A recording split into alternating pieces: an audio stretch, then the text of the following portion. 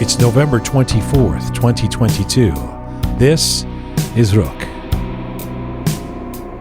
Well, hi, and welcome to episode 218 of Roqe. Hey, Amazon, Apple, and Google, you care about human rights, don't you? I'm Jian Ghomeshi. Hello to you from Toronto. Salam Dostan Aziz. Durud bar shoma. Hey, Amazon, Apple, and Google, you care about humanitarian causes, right? Because here's a modest proposal involving Iran's current plight. It's time for you to step up like on other social justice occasions. It's time we heard about the Iranian campaign from some major corporations. Now, dear fellow Iranians and revolution supporters from across the diaspora, this is an idea, a proposal, a first step in making a case that we need to begin to address the real global decision-making base. You see, we have currently correctly lobbied governments and NGOs and UNICEF and charity groups to make an impression. We have rightly talked about laws and investigations and witnessed some real impact at today's UN special session. But if we want to get results on human rights at this crucial and deadly hour, maybe it's time we also go to the seats of real international power. It's no secret that corporations rule the world. Who else more directly affects the information in your pocket, the movement of goods and services, or the decisions made by government elites? And surely it's time for the most powerful corporations in the world, who expend a fair amount of energy claiming to care about humanitarian causes, to step up for the people of Iran who are being massacred simple and plain by a brutal regime clinging on to its illegitimate reign. Let's start with these three, Amazon, Apple, and Google. If you care about human rights, hear this plea. Oh, you've all been accused of being dodgy, but let's leave that for now. Let's forget about facilitating trade with sanctioned Iranian entities or mullahs using iPhones, because we know you are forces of good in the world, right? And part of this is our responsibility to help you recognize that this is not about politics or historical enmities or religions or Middle Eastern tribal warfare. This is elementary. It's about human rights, the same ones you say you care about. And I know the knee-jerk response might be that advocacy is not your scene, that you are big companies that provide products and don't politically intervene. But that's not totally true, is it? Hey, Amazon, this you, the benevolent company that helped Ukrainians resettle this year with free delivery of essential products and launched a program for refugees? You even started a teaching initiative to help Ukrainians in skills and career training. That is fantastic. You have a charter called the Amazon Global Human Rights Principle. You donated $10 million to Black Lives Matter, and you're proud to celebrate Pride Month. No shortage of merch, messaging, and support. This is impressive stuff. Social justice and human rights are clearly where you belong. How about the kids who are being murdered by regime thugs in Iran? Hey, Apple, in May, you paused all product sales in Russia, saying, "We are deeply concerned about Ukraine and stand with all the people who are suffering as a result of the violence." In 2020, after the death of George Floyd, your CEO, Tim Cook, said, "Our mission has always been to make the world a better place, and we're committed to being a force of change." Might the people of Iran count in your range? And Google, you enthusiastically post advocacy flags and give millions to flood victims. In September, you announced Google Career Certificates in Ukraine. You've overseen millions of dollars in donations to aid relief efforts. Good on you. You even changed the Google Cloud to help out. And yes, a few days ago, you did just remove some Islamic regime apps from your store, but surely you could do more? Because Amazon, Apple, and Google, it's wonderful that you've done so much for other social causes and countries and humanitarian concerns. We'd hate to think there's a double standard when it comes to addressing atrocities committed in a Middle Eastern country. The point is, if three of the most powerful entities in the world began to shine a light on the actions of the murderous theocracy in Iran, it might just accelerate the effort for them to be gone. And this is not about Western intervention or expecting the West to save a Middle Eastern country. No, 1,000 times no, that's not the answer. It's about creating the conditions to support Iranians to not be executed for exercising their right to expression. It's about putting your resources where your corporate statements are and making a global impression. Hey, Amazon, Apple, and Google, you care about human rights, don't you?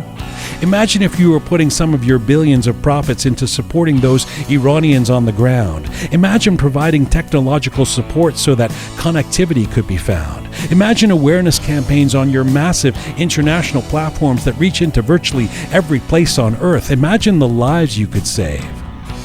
Hey, Amazon, Apple, and Google, if you care about human rights, here's your chance to be part of the solution. Here's hoping you join the Iranian Revolution.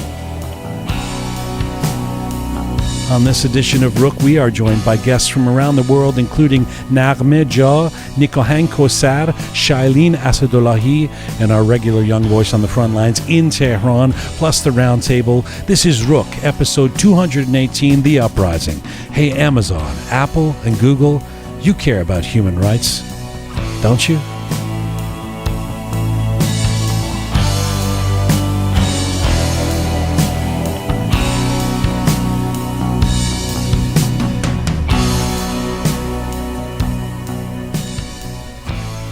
All right, here we go. Live in the Roqe studio in Toronto.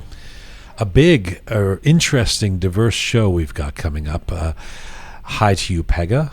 Hello. Hi to you, Shaya. Hi, the Roqe Roundtable, as we've had during this uprising. First of all, I just want to say a happy Thanksgiving to those listening to us in the United States. I know for a lot of people, and particularly a lot of Iranian Americans, it's not that happy right now. But hey, it's their Thanksgiving, the fake Thanksgiving. Yes. The Canadian Thanksgiving is the real one. The U.S. course. one is a fake one. But I hope you guys enjoy some family time, and if you are Iranian Americans, or if you're Americans who are following what's happening in Iran, maybe this is a time to gather the family and be thankful if the family is there, and commiserate, etc. What a show we've got coming up. Shailin Asadollahi in Istanbul. Now, for people who listen to us regularly, you'll know that Shailin was on the show about 3 weeks ago. About 4 weeks ago, right after we came back from Istanbul. She's part of our documentary, actually. But the reason we're bringing her back is because something you mentioned on Monday, Shaya. Her brother, who's a relatively well-known poet, especially in intellectual and artistic circles in Tehran, Iran, he has been arrested. He's in solitary confinement. Along with many in Iran. But he's in Evin, and we'll get a first-hand account of what that of what the situation is and what the story is from Shailin in Istanbul. He's a great poet, by the way. He's a great poet. Yeah. In Washington, D.C., Nikahang Kowsar will be joining us, one of our favorites. We've had him on a couple of times during the uprising, and we'll have him on again. He is remembering right now the chain murders of 1998, and which was when this regime targeted and went after intellectuals and writers and artists, very high-profile ones. History continues to repeat itself in terms of the atrocities of this regime. So Nikahang Kowsar talking about that, and also about some of the things that he regularly talks about, like why, for example, the Canadian government isn't doing more, and finally putting the IRGC fully on the terrorist list, etc. I know he has some opinions about Team Melli too, and they're not particularly positive ones. So we'll get to Nick on that. We're going to go to Tehran in just a little bit. And Sami, now in our Voices from Inside Iran series, we've had a few people who are on the front lines of the demonstrations. Sami has been on a couple of times. He's a documentarian. At some point, he was a comedian in his life. He's a young guy, but he's done a fair amount of things. Anyway, he's in Tehran, and we'll get a perspective from him. In fact, we're going to try and bring him on regularly to be our person in Tehran, telling us the view from there in terms of what's been going on in recent days. And here in the Roqe studio, first up in just a little bit, Naghmeh. She is a graphic designer, an artist, an art teacher, and if you don't recognize her name, you may recognize her work, because a lot of her work has gone viral recently. She began painting pictures of images of Mahsa Amini and then Nikah, and the victims of, especially the young victims of this regime's brutality since the beginning of this revolution. And these paintings have gone viral. She has selflessly given them over. She's even got a Telegram channel now where she just puts the artwork up and says you can use this in whatever way you want, in demonstrations, etc. It's rapidly become iconic artwork that accompanies this revolution. And it's great to have Naghmeh coming into the studio in just a little bit to talk about that and how that has become her life. Just by how much work she's doing, it's clear that she's probably working on this 24/7. I'm not sure how much sleep she's getting. Yeah. So before we do that, let's do our Roqe Roundtable and talk about what's been going on in the last few days. Let's start with today. Today was the day we were waiting for in terms of this UN Human Rights Council or Special Assembly a special session to deal with Iran. So, I mean, if you've been avidly following what's going on with news about Iran, you would have seen this in your social media feeds today. It's been everywhere. News that finally there's been some addressing of the situation in Iran by the United Nations. Pega, what you want to give us some details, and then we'll talk about how we feel about this? Yeah, sure. So, like you said, we'd been waiting for this to happen, and so the UNHCR had their special session on Iran today, and they addressed the deteriorating human rights situation in Iran with a particular focus on the brutal acts of the regime against women and children. So that was kind of the main stance that they were taking prior to actually taking part in this session. After the session, they accepted and reiterated that they in fact play a really crucial role in drawing attention, or rather international attention, to various human rights crises, such as the one that's going on currently in Iran, and not only just bringing attention to them, but investigating them and establishing accountability. And so that's where they came to the decision to have this fact-finding mission on Iran. And so what this fact-finding mission will do, that they established today, is that it's going to help ensure that those that are engaged in the ongoing violent suppression of Iranian people are not only identified, but that their actions are documented for future review. Right. Yeah, I mean, it's great. Yeah. It's something, and it's certainly something that a lot of us have been saying. Come on, UN, come on, UNICEF, where are you? So we can't complain when there's some movement. That's and right. First and foremost, kudos to I know there was some people, some Iranians, some Iranian American women, and folks who've been at the forefront of pushing to try and get results from the UN. So thanks and kudos to you guys. Now, in terms of the efficacy of this, it's one of those weird things where it's like, let's start an investigation to see if the bad guys are bad. Yeah. You know, it's like we already know who they are. We see the photos. Exactly. I mean, not that that's the point. The point is the UN beginning to focus its attention, but and so I don't want to jump into being cynical, and I know there's a lot of people, I mean, judging by my social media feeds, who thought this was a great breakthrough. So and on an international forum to see Iran being talked about, at least that's something. Yeah.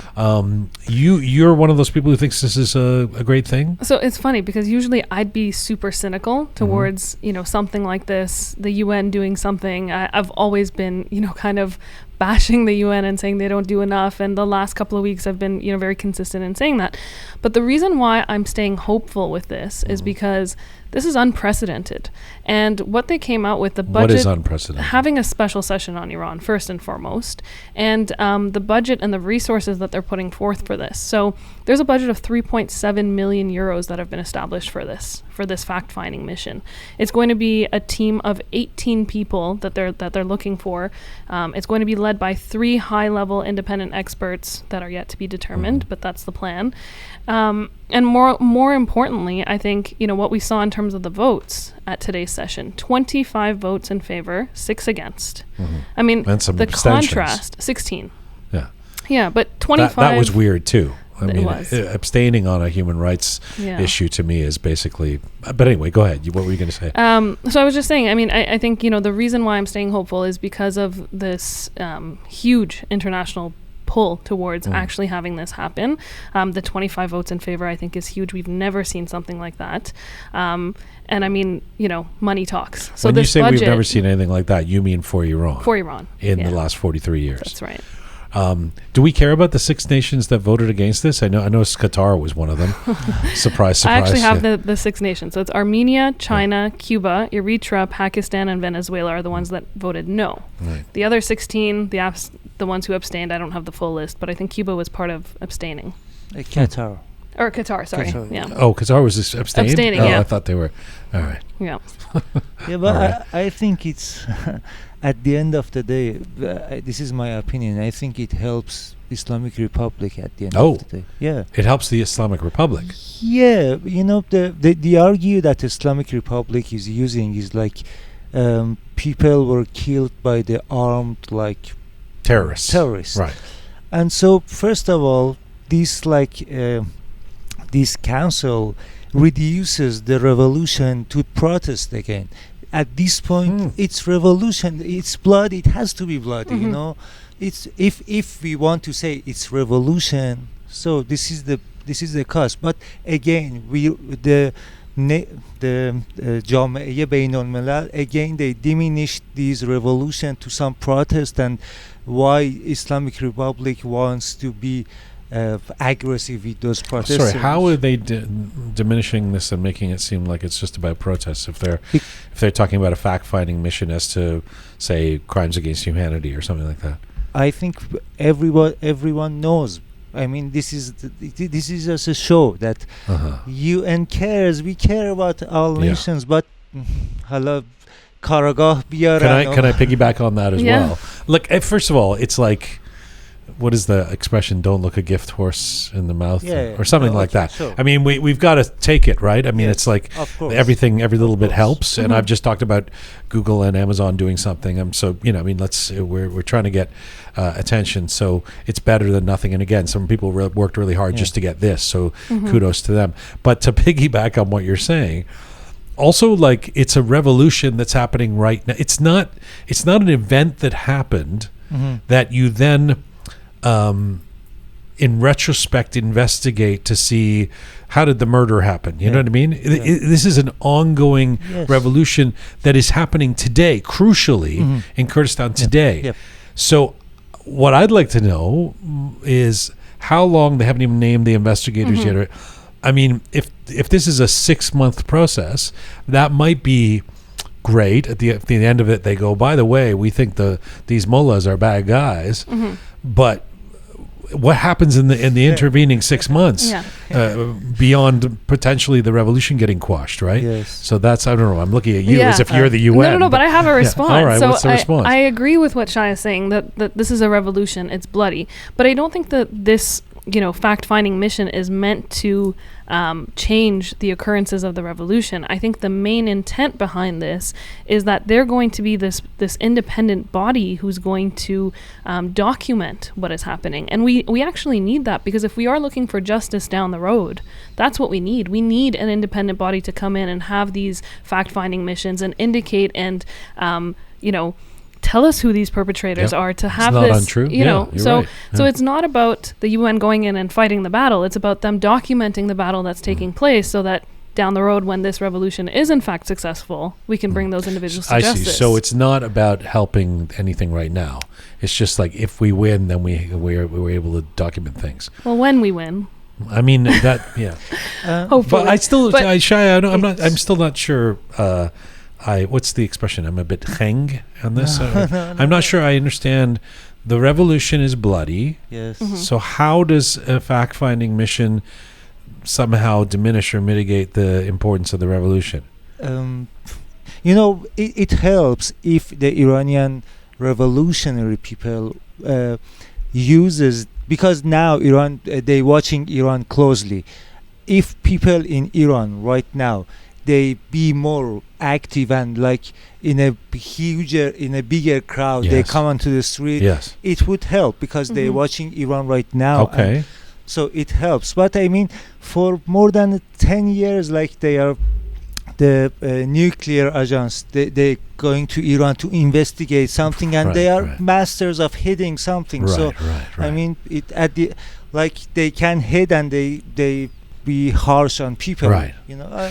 Also, an even worse case scenario. We can just run around in circles trying to figure out why this is a bad thing, but I don't mean to be doing that. But also, you don't want. I'm hoping and expecting that this is a first step. In other words, you wouldn't want everyone to take the pedal off the metal, and go, okay, well, the UN's on it, so we don't have to demonstrate anymore. Nobody has to do anything because there's a fact-finding mission now, right? I mean, they should be going forward at the same time. It shouldn't be because now this is the first win that we've had with an international organization. All of a sudden, we should stop pouring out into the streets. Right. And I say that about people here because I would never, instruct anyone in Iran to pour out into the streets or not. I think, but you can instruct people in Calgary to pour out in the streets. Yeah, because they have nothing to lose. Well, that's right. But sorry, it's one good thing that actually it was heartwarming for me is like the as you said, the people in diaspora actually they had a good role.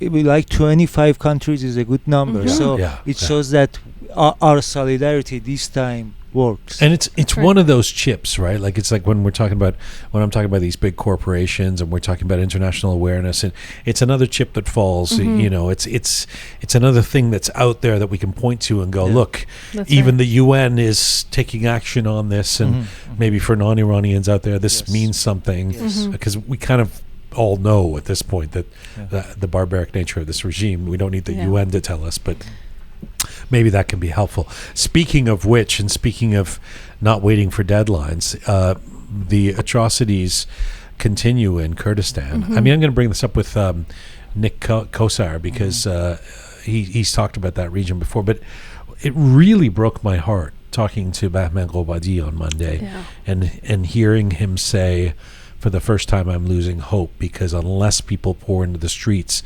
around the country, they are dismantling, Mahabad and Kurdistan and trying to render it ineffective as they go one by one through the regions of Iran, they being the regime. What's the latest on Mahabad? Do we know what's going on? Well, not specifically Mahabad, but in Javan Rud and Piran Shah in the last few days, there's been these reports of a green gas being used, right? Which is just the latest horrifying act by the regime on top of everything else. And so there's certain discussions online about what this green gas is, and a lot of people have tried to identify it, but the bottom line is it's chemical warfare is what it is, essentially.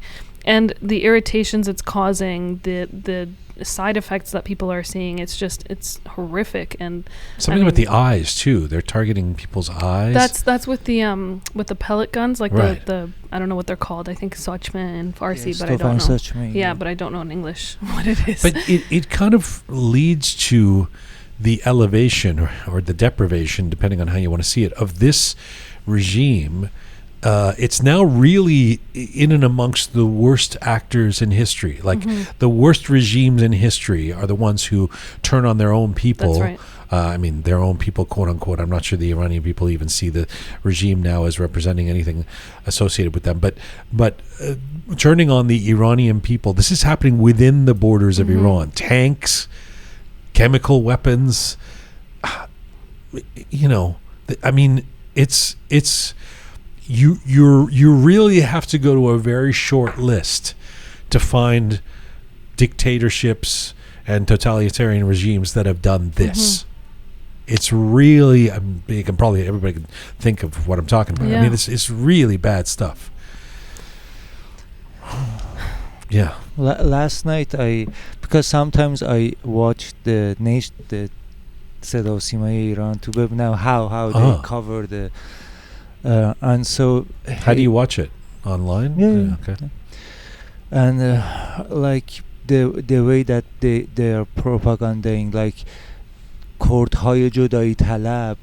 These are separatists. These are. You can smell that how brutal fight would be happening these days. Yeah. Well, it's definitely a propaganda. Like there's definitely again, we had one of our guests we had on was talking about some of the older generations, especially the ones who are not in major cities in Iran and are not super connected with social media. All they're getting is what they're seeing on the state-sponsored television, and of course that's going to have an effect on the way they think, right? Yeah, like the guy said that if these separatist Kurd they can reach you, they would do worse than what ISIS has done to. Horrible. In the meantime, there are people bravely putting their lives on the line to support the movement. One of them, here with the backdrop of the World Cup and Team Melli and all the controversy around Team Melli, is a player who used to be part of Team Melli, was disallowed from continuing with the team because of his outspoken. This is pre the last 2 months, pre the revolution. I guess it was back in June that he played his last game with Team Melli after the regime said, sorry, no, you're not allowed anymore. Voria Ghafouri, who, again, if you're one of those people who's doom scrolling through all your social media, you would have seen his face all day in the last few hours because he has been arrested. He's a football player. He's still been playing. He's been playing with a small. He was with Istiqlal for a while. Now he's with Foulad, and no longer for now because he's been literally taken off the pitch. So you have a story about how he was arrested. First of all, he was arrested on the pitch, on the field, on the while he was practicing playing. Yeah, and actually his kids were there. So he was arrested. The thing is that the president of this club, Foulad, is Mr. Garshaspi, who is the father of Arman Garshaspi, the singer of Chartar, musical band. And so after Voria was arrested, Mr. Garshaspi resigned.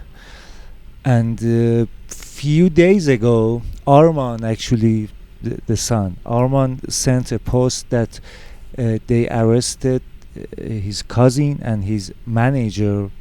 It's been a month that they have been arrested, and he also said, "I am under pressure and I cannot speak." Is he back in Iran? Yes, he's in Tehran. Wow. Yeah. Do we know why? I hesitate to try and make heads or tails of the logic of this regime, but why would they choose today, middle of the World Cup, controversy with Team Melli, to make a hero of Ghafouri, or is that not even? So one of the things that they said when they arrested him, one of the reasons, quote unquote, that they gave was for his arrest was that he was spreading propaganda against the Islamic Republic and seeking to undermine the national World Cup team. That's one of the things that they said when they actually issued his arrest or picked him up or whatever. So they're pissed because he probably said, "I'm not happy with Team Melli's silence." I don't know. Or something. Yeah, I mean, it must have been something, or his last posts. I was looking on Instagram actually, and he's been so outspoken for years now. I mean, even back in, I think it was 2019 when that young Asadollahi fan, the young girl, she set herself on fire. He was so vocal about that. He's been vocal about every atrocity that's taken place in the country. And as I was looking at his Instagram post, his very last post, it actually said, "If you don't care about the killing of people, not only are you not Iranian, you're not even human." And I think the timing of that was in line with some of the conversations about the games and things like that. So, I mean, like Shai was saying, I'm sure there's connections with and by the way, an asterisk on the play being that the regime doesn't need or even have sometimes a reason for. We're bringing Shailin on in a little while. Her brother, the poet, has been arrested, Ali Asadollahi, and they have given no reason. They just came and took him. So this is there's no sort of justice system where you have to justify why you're picking people up. But this is you forgive me, those of you who are getting all excited about Team Melli. And again, if you're listening to this after the Wales-Iran game early tomorrow morning in our time zone, and the Iranian Team Melli has run around with Masa Amini t-shirts on and our cheering on the revolution, and I'll take this back. I'll retract this. But this to me is, for all of those people who've been going, well, what are these guys supposed to do? There's a lot of pressure on them. This is what you can do. It is brave and dangerous and all of that. But here's a guy who spoke out at the expense of his career. Yeah. He wasn't invited back on the national team. He is a little older. He's not at the front end of his career, but still. And he's been arrested, but he's a hero. Yeah. He's today. Definitely. He is a hero, and that's an example of what can be done. This is not hypothetical. This is not comparing the women's basketball team to the soccer team, and where everybody goes, "Oh, this is more important. It's Team Melli, the men."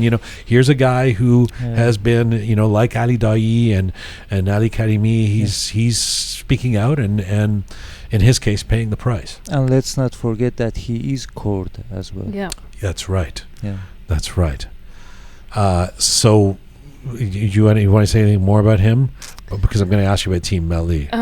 No, I think that's... Because you were softening on Team Melli, which is okay. There's a lot of people who think that, let's not be too hard on them. They tried. They sang the anthem. But certainly not our guests that we've had on, and including Sahar, who was in the stadium and was yelling at them. But where are you at now? I feel like this whole World Cup, I've been so conflicted, and I have days where, like you said, I soften up, and then other days where I see an interview from the coach or some of the players, and I'm just like furious. I mean, some of the statements that were made at that press conference after the game, I was ready to throw something at the TV. I was so angry. Well, for all of the people who, I got some people pushing back on me going, why are you being so hard on Team Melli and stuff? I mean, didn't one of them, I think it's Taremi or somebody, he said I don't care about politics. Yeah. I mean, they're not even, I mean, it's not like, oh my God, they're trying so hard to be revolutionary and they're, their hands are tied. The guy's saying, that's exactly this what I is was not my referring thing. to. I'm not here for politics. Yeah. It's like, dude, come on. This is not politics. Well, that's exactly it. That's what I was saying, that, it's really difficult to see something like that and want to soften up to Team Melli. But then at the same time, the reason I think it was a couple of days ago, or, seeing some videos and conversation, that I was having moments where I was softening up to Team Melli is because the media has played such a large role in manipulating what was happening at that game. And, all we saw... How so? All we saw on TSN and other sports channels and things like that was, these very Islamic regime looking fans and the happiness portrayed by them, and the lack of any sort of support from the team and so on and so forth. But TSN is the Canadian network, I should mention, and TSN, but that feed is the Qatari feed. I'm guessing. I don't think TSN has its own setup in the. So That's so right. we're watching the Qatari feed, but I should note that Roham was watching the American Fox coverage, and they didn't show the knee, the English players taking the knee, whereas we saw that on TSN. Wow. So there are some differences in terms of what the feed shows and doesn't show. And that's why I'm saying I think the media has been super manipulative in terms of what they've shown and what they haven't. And the reason I was starting to soften up is because going through social media, what I've started to see is, these scenes that looked completely different coming from these sports channels. So, for example, one of the things was, there was a viral video after the game that showed fans yelling Bisharaf at the game. And so everyone thought that the fans were yelling this towards the players, and, they were showing that they were angry with the players and all of that. So a day later, after the game, this video emerged that someone who was actually sitting in that section had taken a video, and in fact, who they were yelling Bisharaf to was one of the fans who had traveled there from Iran and was pro-regime. Not the players. And so, exactly, and so it was an argument that had broken out. So the reason I had been softening up is because I had seen things like that, and I had thought, there's so much that we hadn't seen. But then the press conference and things like that, so I'm right back at not supporting the team. And also the one video released about the Boeing in front of Raisi. I'm not sure if you saw that. What's that? Is a new one? Yeah, but it shows that it wasn't a bow. Bow. It wasn't a bow. Oh, what was it? It was like somebody customary. say hello to everyone, and Yeah. Yeah. But these things, but again, Yeah. what Taremi said it. Oh yeah, that there's no excuse for. I there's just can't. Yeah, it's interesting, right? Because it's like at the end of the day, whether it's justified or not to be angry at Team Melli, or whether you exercise that by shaming them publicly, which I it's not really my style, but I know some people are doing that, or you just don't want to watch, or all of it leads to there is. I mean, again, maybe this will change. I doubt tomorrow, but maybe at the U.S. game there'll be some big action on the behalf of Team Melli, which will change the narrative, because things do seem to change very quickly. You know, That's we've right. seen some people in diaspora who's been targeted, and then they go, "No, but this is how I actually feel," and things change. And so, notwithstanding that, I do feel like there's a pattern that's kind of settled in, which is that which has been quite consistent with what people were saying leading up to the World Cup, which is I'm just not feeling it. I can't get all excited. I can't, and even I thought, I reserve the right to cheer on Team England and Canada and stuff, but I really haven't had the appetite as a football fan to be all excited. Even games that have nothing to do with the Iranian team. I'm finding it hard to, I kind of watch and go, okay, almost like a bystander when the teams that my whole life I've wanted to, have in the World Cup are there. So I think that may be the lasting residue for Iranians of this World Cup if nothing major happens. I mean, listen, if they beat Wales 10-0 tomorrow, maybe people will suddenly be really proud of them. I don't know, right? They certainly have to play better. Yeah. We were going to bring somebody on. It doesn't matter who it is. It was she's a sports analyst of some kind, and then there was a scheduling issue. But I really wanted to bring her on this show because her position was, she's Iranian, lives in Europe. Her position was that Iran threw the game, like Iran is intentionally losing. Really? Yeah, like the players are. This is their form of protest. They don't want to win. That's a really strange form of protest. It's I gotta quite say. a stretch, but she was like, the team just simply isn't that bad. They to play that badly that they had to be trying to play. I mean, it does fit neatly into the Iranian conspiracy theory box, but that's another opinion out there. That the loss was, and I said, so are you going to be?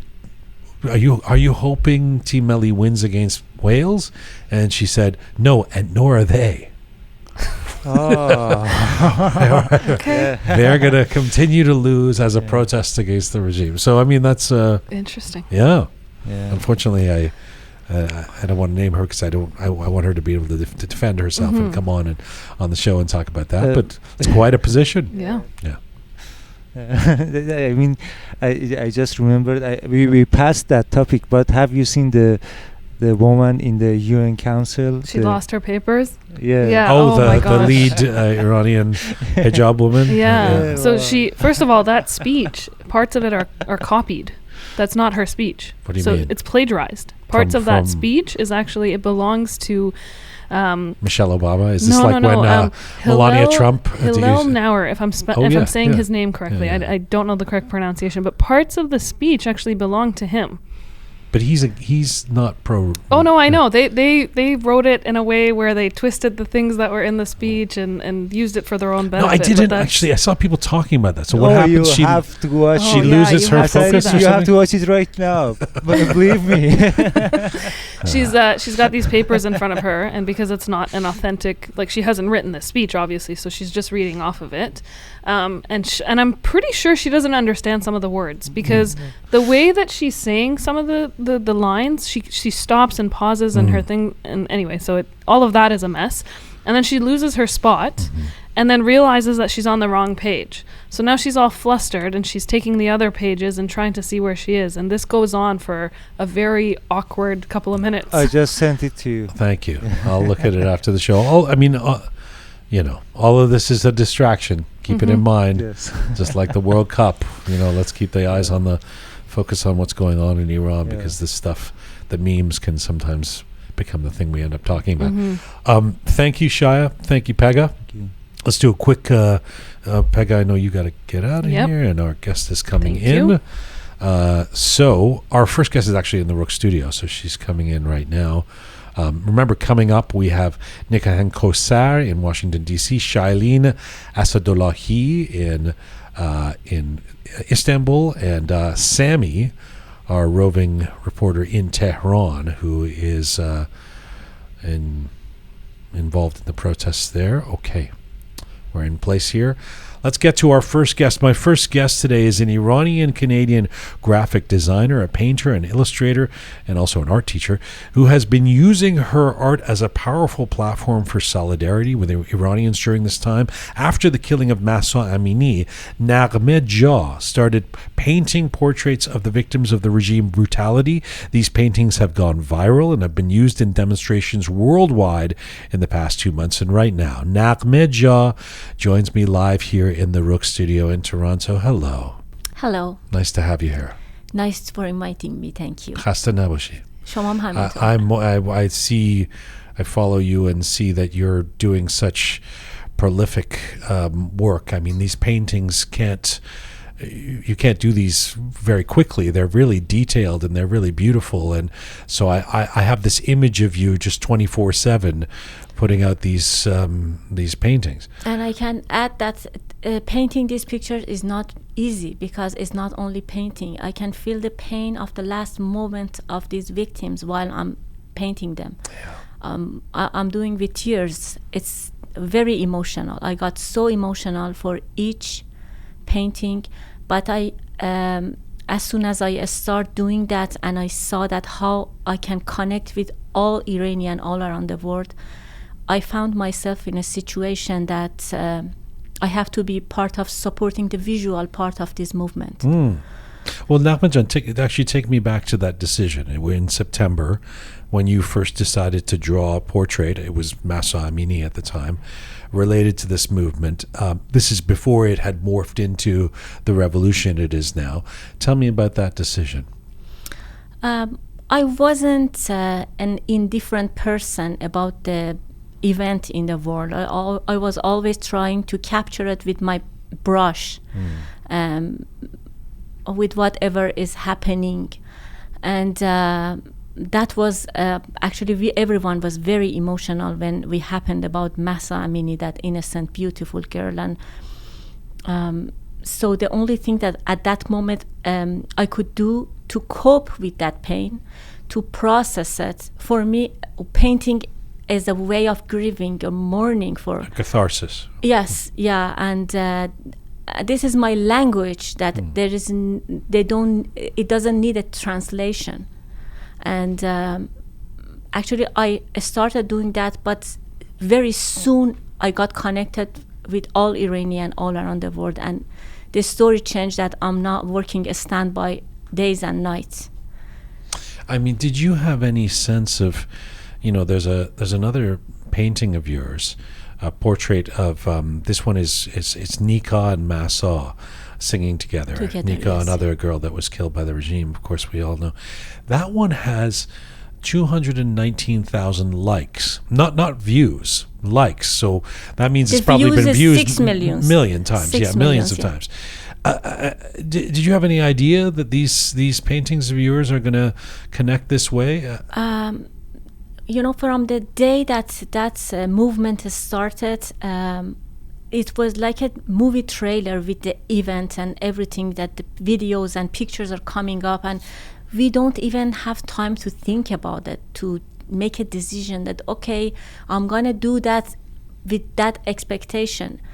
To be honest, I had no idea about that. That was the only thing that at that moment, as an artist, I thought that I have to do that. I have to bring these two victims together, because one just killed because of the hijab and the other was killed because wants to fight for Mahsa. And they are like all brother and sister. They all lost their lives just because of each other. Yeah. For whatever reason they get killed. I know people are getting killed in this movement that they are standing on the street or sitting in the car, not even protesting. Lots of innocent kids. So it doesn't matter that who killed for that reason. It's this cruelty. This is something that we have to cry out to the world. And when I saw that people passionately sharing, exchanging my painting together to raise up that awareness and cry out to the world that for an action, I felt that it's like a relay race that we have to run and get that piece of stick to each other to complete the big goal. It's like that we are all the piece of puzzles. It almost, in this relay race too, it feels like you can't stop. You can't stop. You have to keep exactly. And unfortunately, if your muse, if your content is victims, that's not stopping either. Whether it's Keon last week or Mershad 2 weeks ago, or the fodder for you to make these paintings, these memorial paintings, unfortunately doesn't stop. So I hear you on the not being able to stop. Let me just ask you something about you talked about the emotion of doing this. And you're an art teacher as well, so you'll have an answer for this if I ask you just artistically, when you're doing a painting of Nikah, how much are you thinking about how to technically make this look right, and how much is this really just emotionally coming out of you, and the emotions are the movement in your hand that leads to the paintings we see? I'm telling you, these paintings are the most difficult paintings in my career that I did. It's not easy at all. First of all, most of them, lots of tears, they are on this painting. If someone analyzes it, there's lots of tears on it. I cannot just, like an artist, start and painting, because I feel the pain. I'm thinking about their dreams on their eyes, and they're smiling. Most pictures, they are normal episode of their life with the smiling, dancing, and at the same time, that with the cruelty, they get killed. And for example, for Nikah, for 10 days that she was stolen, and no one knew that what happened to her. These are all, I just hold my breath to finish a painting, and I guess this pain that is actually on these paintings make a connection with people, because you cannot paint the pain, but when people see it, they can understand, they can feel it, that there is pain, not only paint. Wow, that's a powerful thing to say, and that feels new to you, that kind of pain. Yes. Yes. I never had that experience.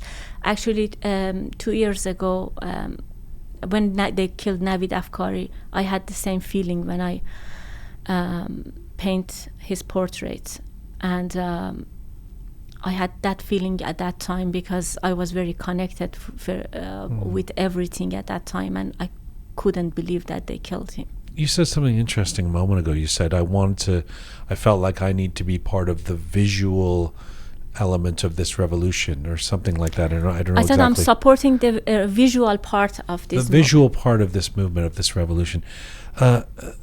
That's such an interesting thing to say, because the visual part of this revolution has been really powerful. We keep talking about how there's been this incredible fertility, this creativity that's come out of Iranians from inside Iran, whether it's paintings or billboards or the Sherbian song or whatever, and from outside of Iran too, the posters, the flourishing of video art and all of that.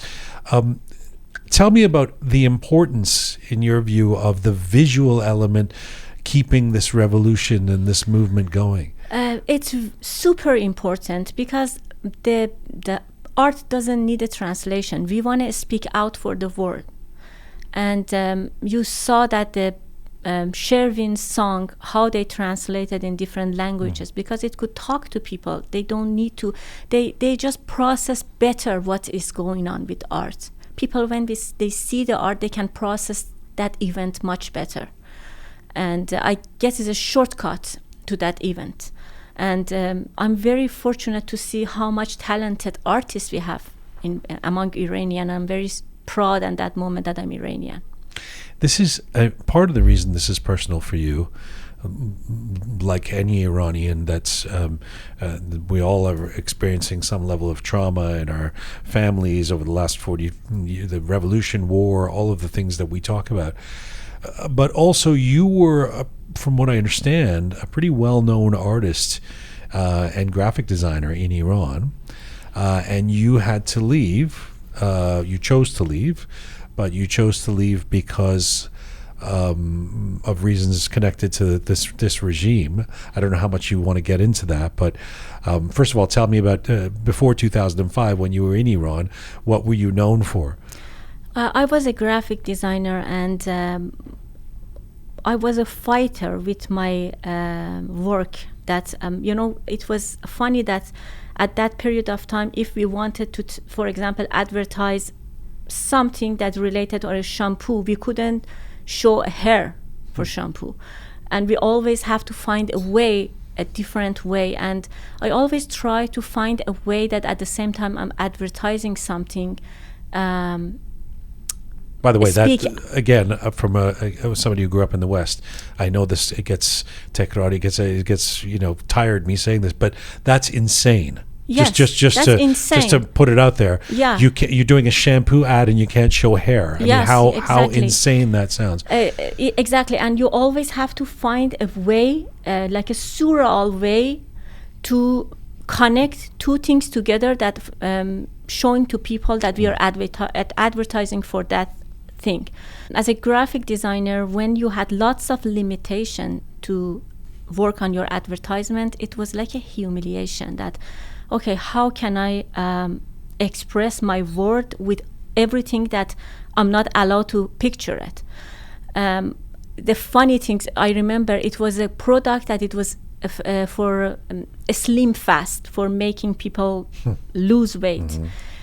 Finally, I end up to create something like potatoes that is become like tiny potatoes. Because whatever I was designing, it has to be allegories. It has to be yes, metaphors. I know. Right? And because the potatoes has belly button, they didn't give me authorization to publish it. We are laughing right now, but that's absurd. That's absurd. That's why. Yeah. That's. So but you also created some billboards that were controversial, yes, right? I just tell you that at the same time I get an offer from a clothing company for men, and they said we want advertisement, and I told them that advertisement without models for clothing, I'm not going to do that. For the first time at that period of time, actually I remember for the very first one, I used the famous picture of the Da Vinci that there is someone open the body, but only the upper body on the billboard. That is. Sorry, you're not allowed to show men's bodies either? Either, yes, yeah. What's the qanun? What does that mean? Do you find any qanun, any rules in your... No, I'm always, there's always something new that, I mean, I could guess that they wouldn't want women's bodies, but men's bodies as well. Yeah, when I actually published a Da Vinci picture, only the Da Vinci picture with the brand of that company, that we knew the body standard or something like that with the slogan, the Economist magazine published that billboard that said change in Iran with the picture of Khomeini. I remember that company was afraid to death that they are coming after us because that was huge. And then I started bring models, and that was huge at the period of time. We should be a standby because we will receive fax with just a deadline that we have to remove all the billboards, and we have to have ready another one. I remember that once I had to bring the billboard down and add beard with Photoshop on that Right. model, because we couldn't do all the photo shoot again. And was it this stuff that got you so fed up that you had to leave, or was there something else? It's I don't want to bring up that story because it's a long story, but somehow that they were limiting me for doing that.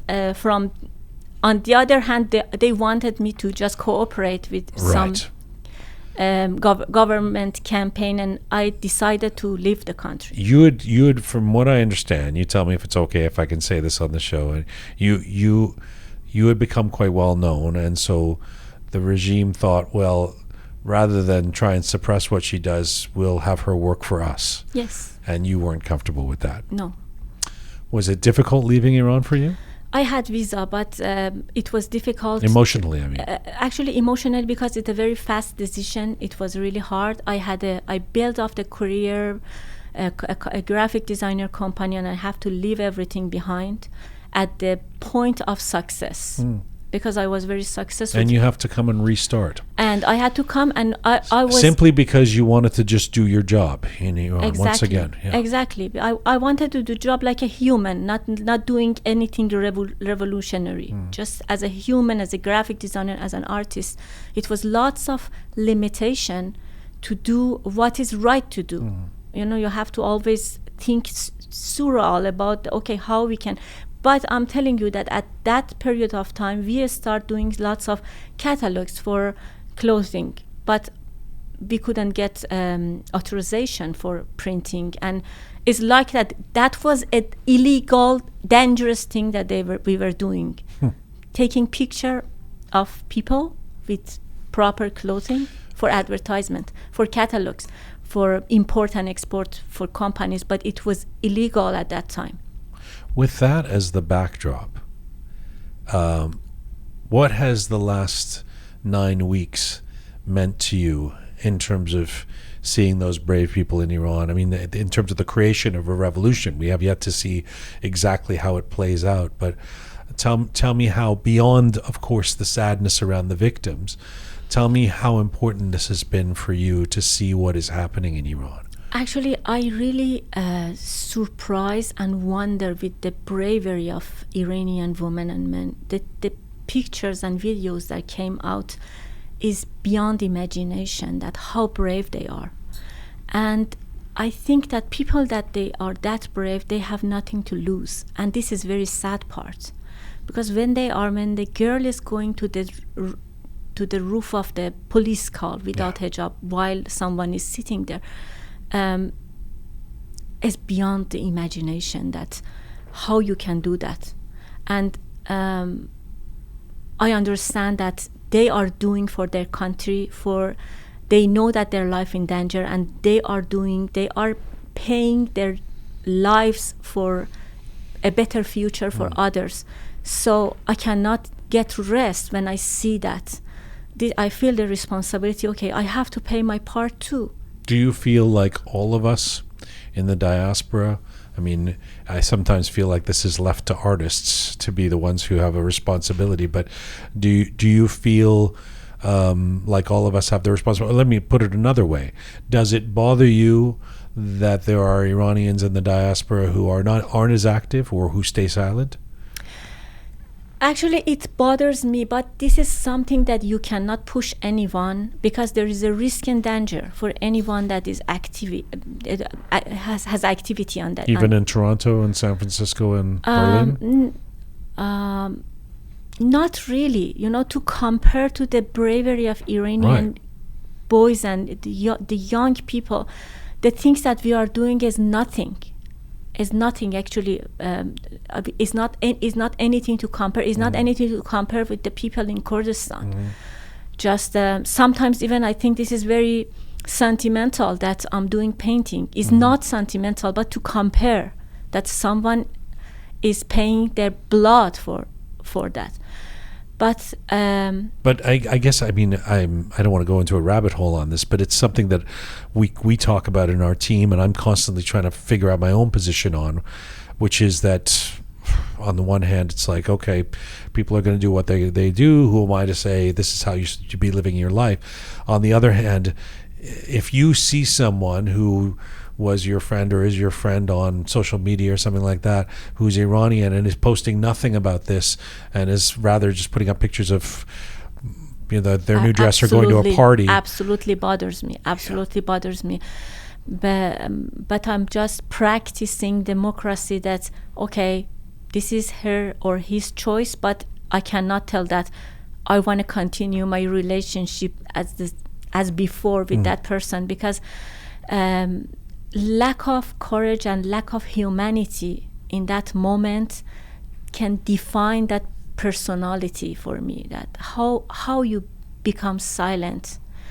If someone is silent because is not brave enough or is not confident enough to express herself or himself, is another thing. But just acting that nothing is happening, this is not forgivable for myself.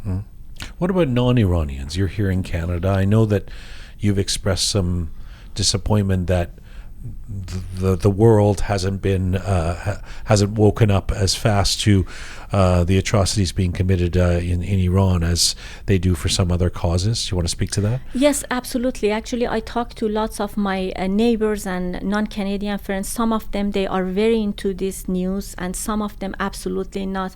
But I noticed that something can bring their attention to what is happening if you make an example for them. That remember 2 years ago for death of George Floyd, the whole world had a revolution to changing laws for one person get killed by the cruelty of police. But right now, in these 6-7 weeks, more than 400 people get killed with the cruelty in Iran. That 61 children underage, there were among them. Okay, are we living in different planets? I should say that one person who got killed, George Floyd, represented tens of thousands of others who have been, through many years of suppression and detention and killing of black men and women, and so it wasn't only about George Floyd. But I understand your point. No, I know. The world was galvanized. But these people, they represent 80 million people in Iran that they are in the hostage for 43 years. Yeah.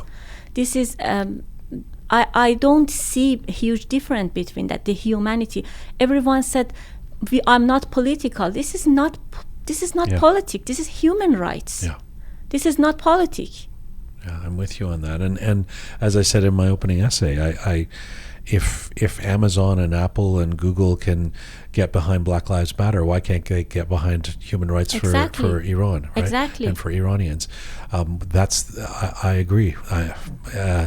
There is a double standard that we see every day, and it continues even on the front pages of the paper today. Tell me, you've started what seems like a bit of a campaign of sharing your art to be used at demonstrations around the world. Some of it is even some helpful kind of slogans and thoughts. Tell me about that initiative and how people can get involved with that. As soon as I noticed that people, they are interested to use my artwork for demonstration, because I had to email them. I asked them, send me your email, and it was impossible to handle that much email. I created a Telegram account. I downloaded whatever poster, picture, painting, whatever that I was creating there with the high quality for print, even for billboard. And I just shared that address to people that, okay, you can use. And this copyright belong to all Iranian people. It's very generous in the sense that you don't seem to be requiring any attribution, nothing. People don't have to say Nothing. I just ask them that please don't use a commercial job with that. And even some of them that they are printing them on T-shirt and hoodies and stuff. They send me the cost and everything that showed me that they are not gaining money from that, even they do free shipping.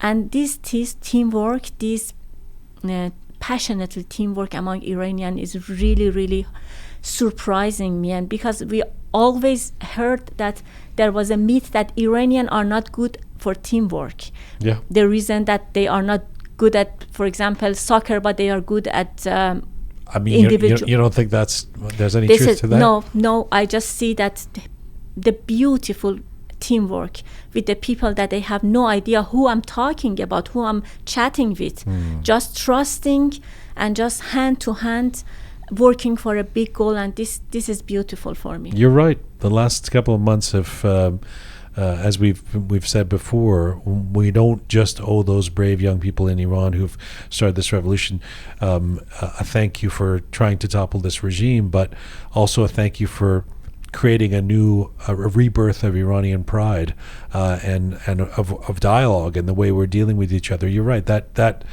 type of collective action is something that I haven't seen a lot of before in terms of our Iranian community, a global Iranian community, and it's so heartening to see it now.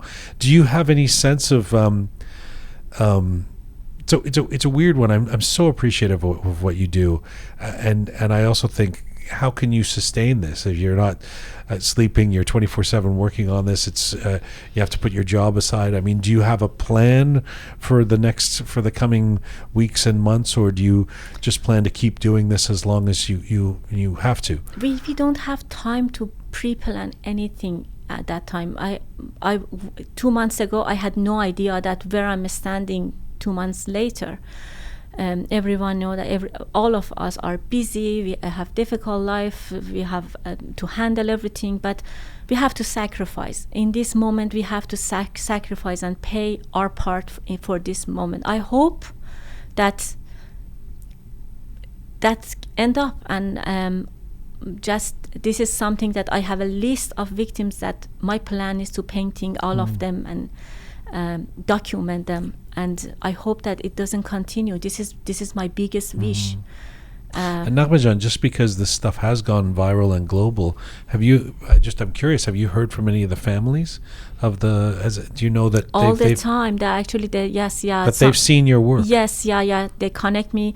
Nikah's aunt connected me, and lots of victims, because they receive. And actually, the moment that I saw Gohar Eshqi, the moms of Sattar Beheshti, talking to people, and my painting was on her side in that little town of Tehran, that I break to tears, because I didn't know actually how that artwork ended up to her house. And that was for me huge when I saw that picture just by her side on the frame. What has been the hardest part in the last couple of months for you? I cannot name one part, because we got emotional, but to be honest, it's like that I lost lots of brother and sister. I was mourning for each of them, and especially when you're painting, you have to focus so much on their to be look like, and you have to look at even the shine on their eyes to be look like, and that's really difficult and painful. And but to be honest, the most painful part is people sending picture of their victims to my Instagram account and said they don't let us to announce that they are getting killed, but please paint them. This is the hardest part that I'm facing with pictures, that they don't even tell me to name them, because they are afraid there are other family member or something. I said, please paint them. How do you respond to that? I just save the picture to do it later, because I don't have time. I'm working all full time on that. I just promised them that I will. My hope is that I paint the picture of the victory of Iranian people very soon. Thank you for the work you do, and thank you for taking the time to do this today. Thank you, and thank you for inviting me, Jian.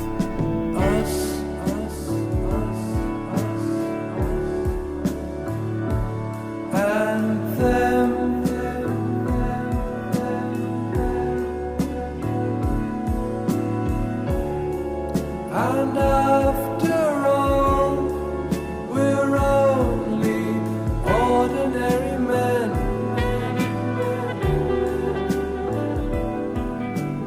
This is Roqe, episode 218, The Uprising. Hey, Amazon, Apple, and Google, you care about human rights, don't you? I'm Jian Ghomeshi. I want to go now to Tehran, and a documentarian who's also been a comedian and spent some time outside of Iran. He is currently in Tehran, and he's been one of our voices inside the country at the demonstrations and protests, giving us an inside view of the events on the ground. We're going to come back to him as often as we can to get his frontline perspective. Right now, Sami joins us from Tehran. Sami, are you there? Yes. Hi, Jian. Hi, Sami. Thanks for doing this, man. I really appreciate it. No worries, brother. It's always a pleasure. So, I mean, first of all, I guess, how are you? We're seeing an increasing bloody crackdown by this regime. What has the atmosphere been like in Tehran in recent days? Well, and do you know what it's like to be in an abandoned castle? That's what it feels like being in Tehran at the moment. You know, it feels like everybody's left their posts, and not that it's safe, but it feels lawless. You know what I mean? It feels like there are no authorities, and the Basiji forces are doing whatever the hell they want. Sorry. So the Basiji forces are on the streets, or they're not on the streets? They are on the streets, because but the thing is that these are not the trained ones. These are not the experienced ones. Most of the Sepai forces and those of the Basiji forces who are trained, they have left the capital. They went to Kurdistan region, and they're doing some atrocities there, which I think you can all see in the news and in the media. Yes. Yeah. So what you're saying is you don't see organized police and military and stuff on the streets in Tehran, but at the same time there's a kind of chaotic, dangerous feel of these Basij guys who've just been let loose to do whatever they have to do to quell any protest, huh? Yes. I mean, what you have to fear with the Basiji forces and Sepai forces is that we were having a discussion about this a couple of days ago with some of my friends, that if you are dealing with the police, there are rules of engagement, right? But with the Basiji, they are not held accountable, and they don't really have standard rules of engagement that the police has. So the atmosphere in Tehran is that you rather deal with the police than with the Basiji. Is it clear in Tehran? I mean, it's obviously we see things happening all over the country, and people getting arrested, and we're about to talk to one of our friends who's in Istanbul, and her brother, a well-known poet, has just been arrested in Tehran. So obviously there's ongoing activity of the crackdown of the regime. But what does it feel like right now in Tehran? Does it sort of feel like some level of business as usual, or is it clear the revolution is going on? It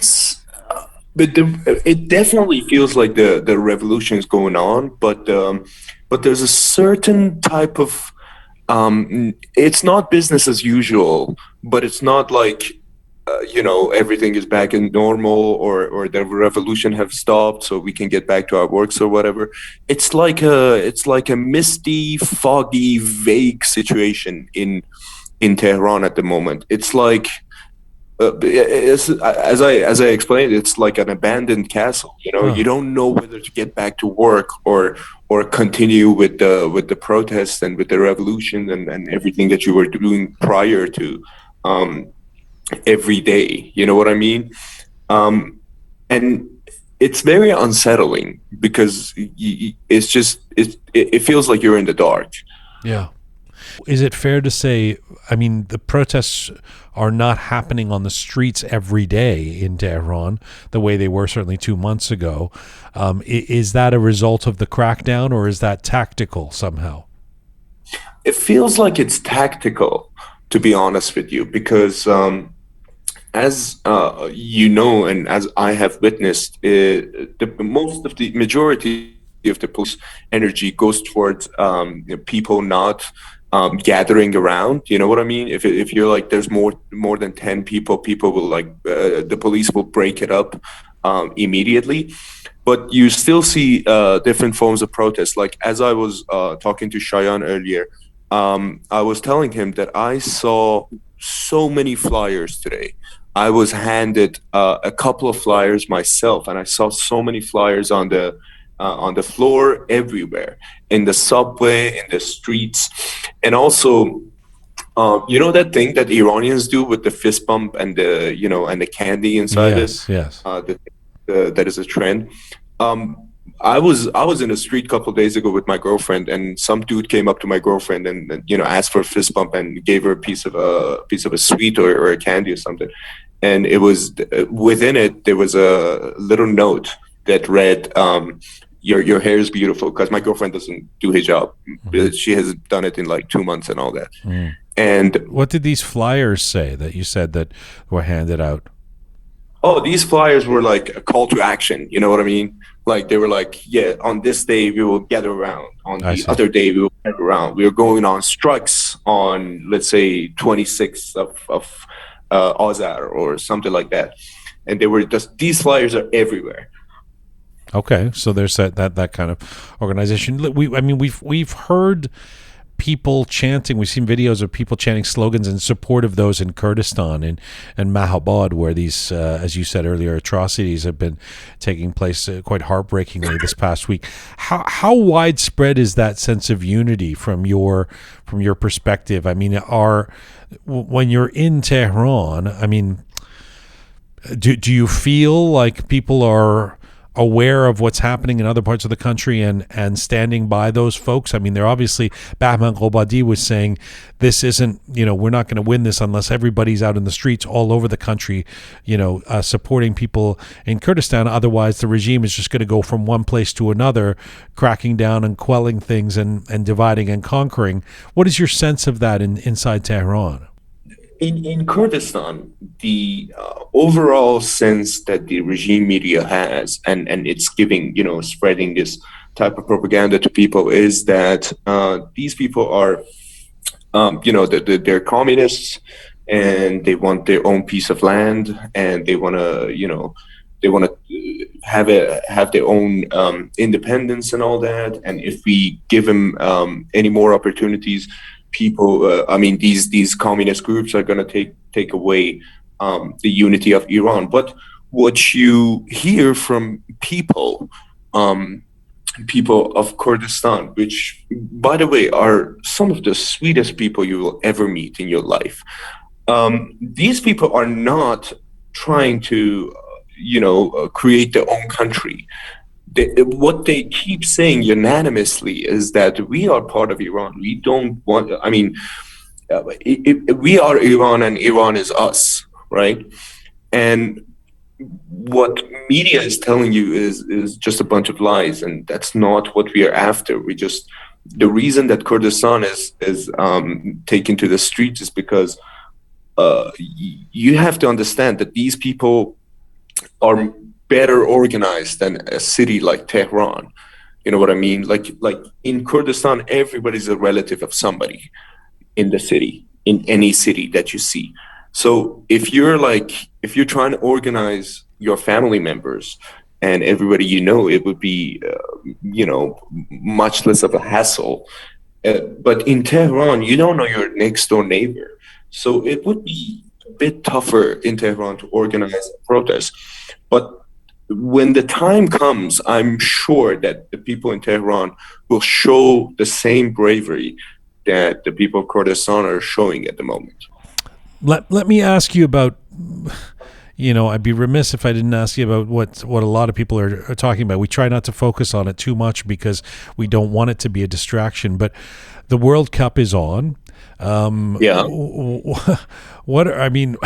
in the diaspora, there's been a lack of enthusiasm or appetite for Team Melli so far, in the absence of any major demonstration on the part of these players, other than not singing the anthem or whatever.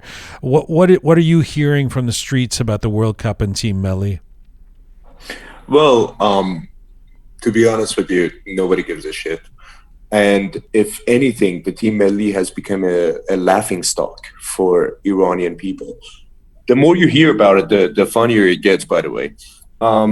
it's like, really, you lost by 6 points? Seriously, that's all your training? How the fuck did you get to the World Cup? That's what that's what people are saying. And but in mostly people are just really not in the mood for World Cup. You know what I mean? And this is it's a strange one for me, because these are the people who were glued to their TV when the World Cup would come around. You know what I mean? Mm-hmm. Iranians are really pro football and they love it. And for these people to just not care about it anymore, that's something. You know what I mean? Do you think that there's anything that Team Melli can do at this point that would change that? I mean, if tomorrow when they're playing Wales, they, I don't know, score a goal and make the gesture of cutting hair or something, would that make a difference, or is that ship kind of sailed at this point? I think it's not too late. I think they can redeem themselves at any given point with even with a simple statement.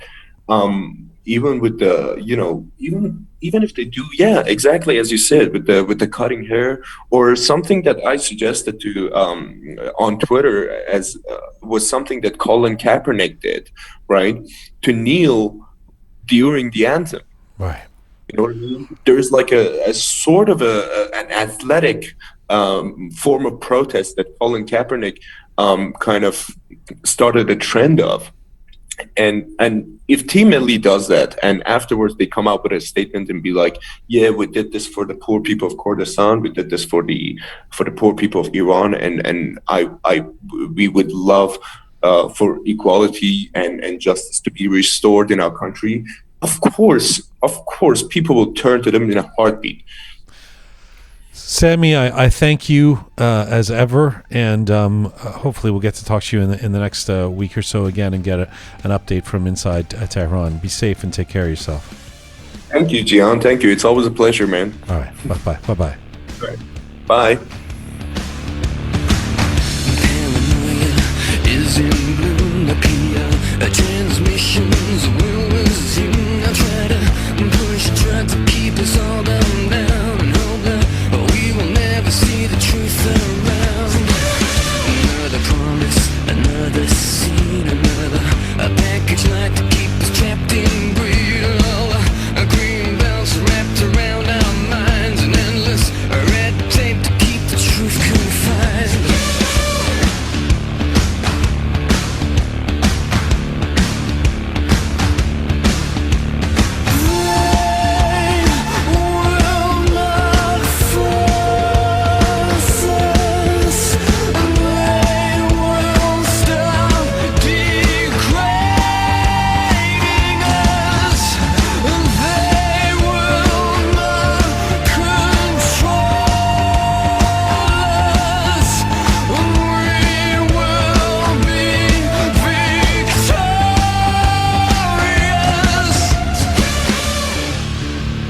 This is Roqe, episode 218, The Uprising. For all things Roqe related, including other programs as part of this series of The Uprising, go to our website, roqemedia.com, roqemedia.com.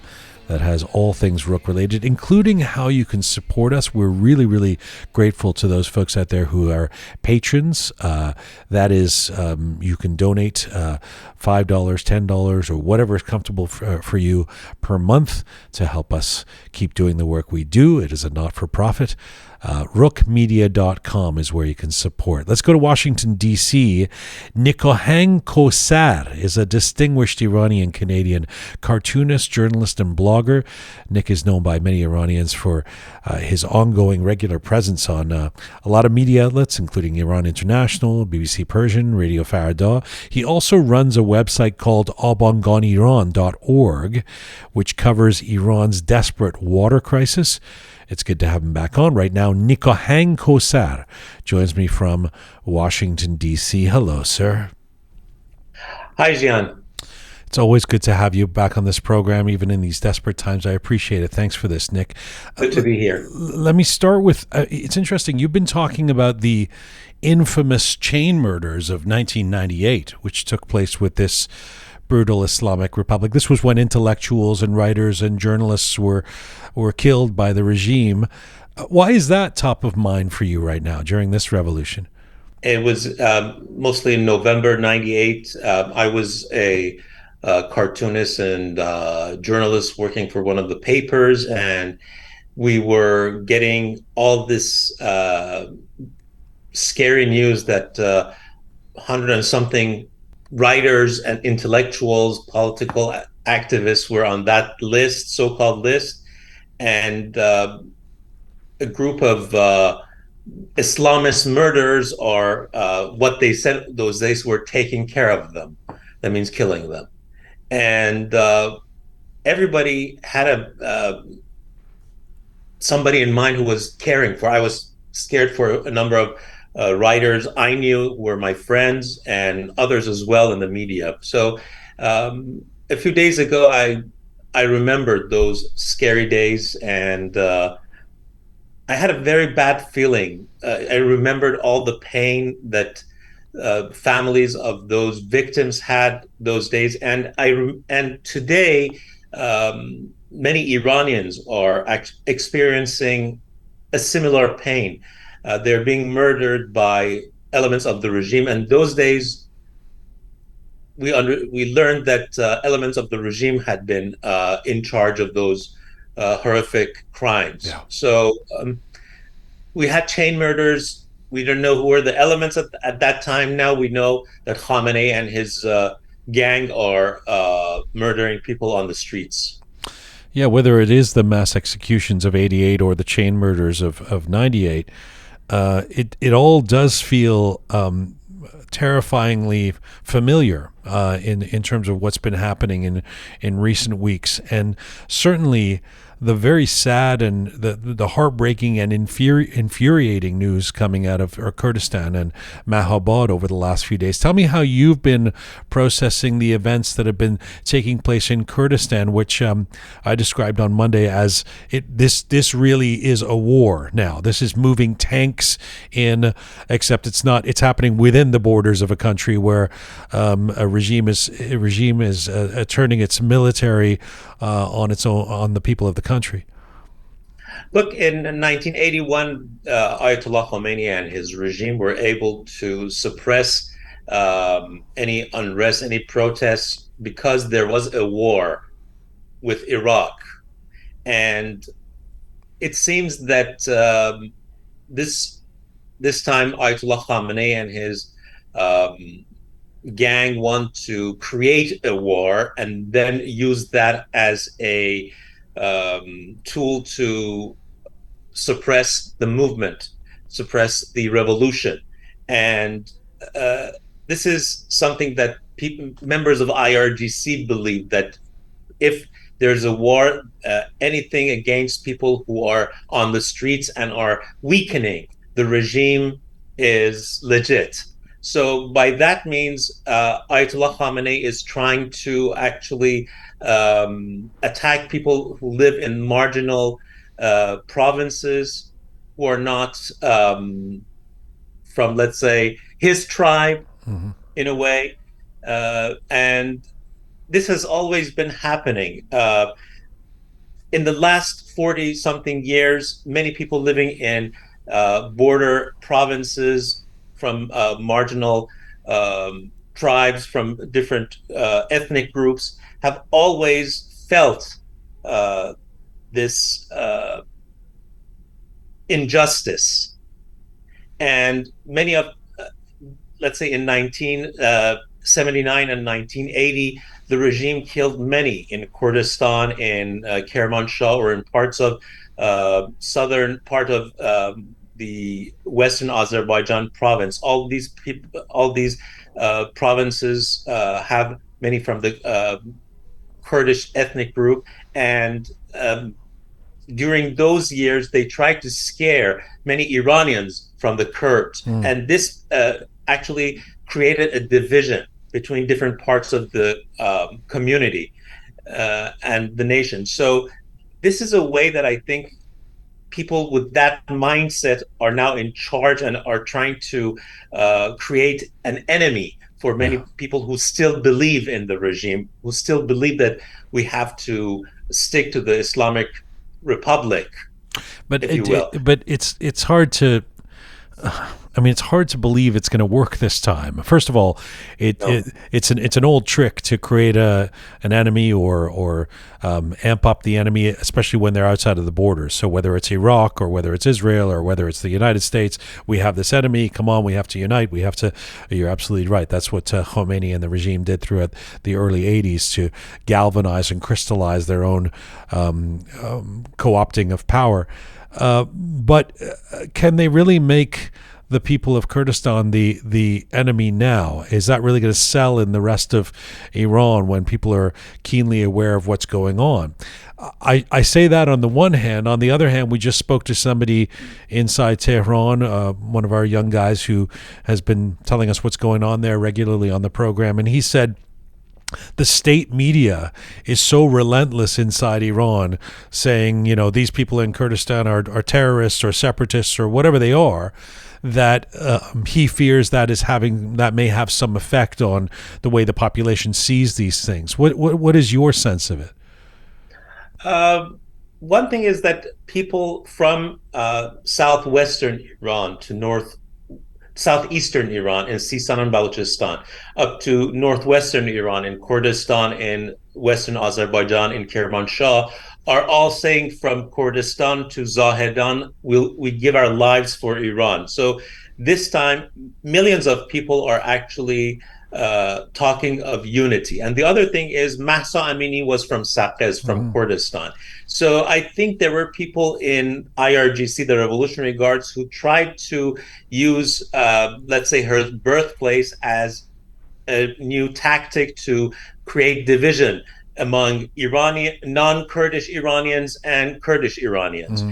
But the thing is, yes, there are people who are scared, who are from older generations, my age, older, who want to actually avoid entering any conflicts. But the thing is, we are the parents of the younger generations, and we have actually, not me personally, but people like me in Iran, we have empowered the regime with our votes through the years.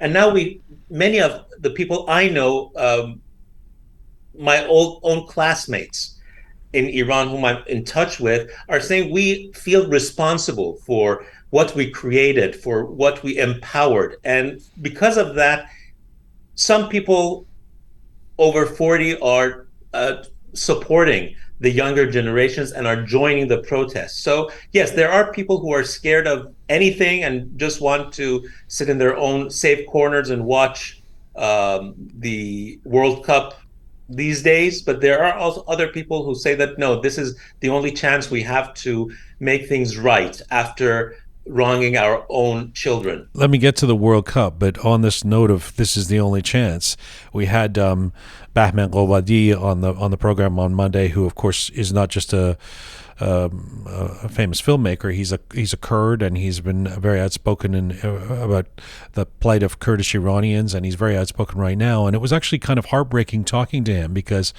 one of the things he said was, I asked him, do you have hope? And he said, I had a lot more hope until the last few days, in reference to the crackdown in Mahabad and in Kurdistan. And he said, it's just not enough for people to be chanting from the windows in Tehran. That's very nice that they're saying, we stand with the people of Kurdistan, it's all Iran. But that this is a moment when really people need to get out in the streets everywhere across the country, because the plan of the regime seems to be to hive off different parts of the country, and they go militarily suppress Kurdistan, and next it'll be Balochistan, and next it'll be, and the cumulative effect of that will be to crush this revolution. How do you react to I mean, those weren't his exact words, I'm paraphrasing him, but how do you react to Bahman's words? No, I understand what he says. I totally, in a way, sympathize with him. But look, I'm not on the street. I'm not in Iran, and I cannot ask anyone to go and risk his or her life on my behalf. So it's very difficult for me. I'm in a very difficult position to ask people to go on the streets, and I'm here safe in Washington, D.C., sitting behind my desk and talking to you. But I know that if people in Iran continue this path, first, they help delegitimize the system, and many people who believe in the system are going to ask more and more questions on what's happening, because they see that their neighbors, their friends, their loved ones are being killed, and they know those people. And there will be this major question: oh, I believed in Ayatollah Khamenei, but he is responsible for the death of my cousin. Right. He is responsible for the death of my sister. They did nothing wrong. So what was the leader thinking of? So it's a very difficult path. Morally and ethically, it's very difficult to actually advise anyone what to do from this point when we're out of the country. But I just have to say my hat is off for all those people who are risking their lives. I know that if I would have been in Iran, first, I would have been arrested the first few days because they know who to arrest. Two, but if they had not arrested me, I would have been beaten up for sure.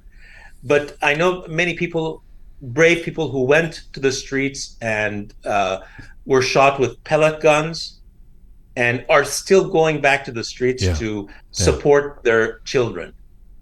There's been word recently, in the last few days, of the IRGC, the regime targeting people outside of the borders of Iran who have been outspoken. Does something like that concern you and your own personal safety, because you're so outspoken and so such a regular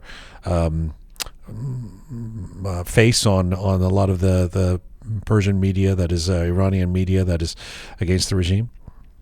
It's not new to me, actually. When I was in Canada in 2003, I received my first threat. Then in 2005, the second one, and in 2009, the third one, and a couple of more threats in 2012 and 13. But let me tell you, these threats have two sides. One, they want to scare you off so you would just go silent. And second thing is, there are elements of the regime in Canada, in North America, and both the U.S. administration and the Canadian government know that there are people close to IRGC, there are people close to the Ministry of Intelligence who are living here, family members, partners, and I know that many of them have been under the magnifying glass of agencies in North America. But the fact is, we don't know who they are working with, who are their partners, and that makes some things very scary for people who have no connections. They have been left alone. They have been marginalized. They have no political connections. They have no friends, if you will. There are some activists who are going to face a harder situation after these threats become more serious. And when we see that journalists in the UK, Iranian British journalists in the UK, are supposedly targets of the Islamic regime, so that would be a major question. Who has been funding these people all these years? There should be cells in Canada, there should be cells in the UK, there should be cells in other countries. But the fact is, we have to find out who has been supporting them, or as the great Deep Throat used to say, follow the money. Sorry, who's been funding which people in the case of the British Iranian journalists? Look, In 2009, when I was in London with a group of journalists, an individual came to rob my laptop, and I followed him to the street. And sorry to say, I beat him up a little bit on the sidewalk and got my laptop back. And when policemen from I guess Scotland Yard came to BBC headquarters to interview me, uh, they just sent me a letter that we cannot give you more information about it. So somebody told me that I needed to have a, a high clearance level to get more information. Apparently, that individual could have been connected to the Islamic Republic of Iran, because I had a lot of information on my laptop those days. I was supporting many refugees who had left Iran for Iraq, Turkey, and other countries. So that could have been dangerous for those people if the information had been exposed. But what I know is that the Islamic Republic has supported different groups, Lebanese Islamists in the UK and other countries, and it has many arms, it has many tentacles. So it's to the intelligence community to actually follow those routes. All right. Well, I think I mean, as you correctly said, and I, of course, agree with you, we can't dictate or ask the people inside Iran to do anything other than what they feel comfortable with. And I would say that goes from whether you're going to go out on the streets to self-determination in terms of what government they want, etc. But we can be responsible for the predictable outcomes of our own government actions for those of us who are in the West. So let me ask you about what's going on outside of Iran. How did you feel about this meeting today of the UN Human Rights Council establishing an international fact-finding mechanism regarding the crimes of the Iranian regime? This is being celebrated in some corners. At the same time, there's, of course, a lot of cynicism about how long it's taken to get to this point and whether this will actually mean anything. How do you feel? I think from now on, it becomes a moral obligation for many European nations on how they deal with the Islamic Republic of Iran when they want to sign contracts, when they want to support anything that goes to the Islamic regime. People will question them.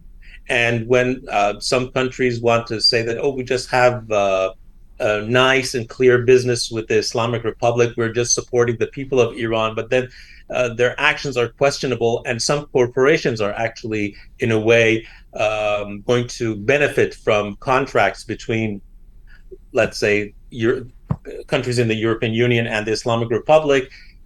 Then people can ask, so you're signing a contract with the regime before the inquiries get to a valuable answer?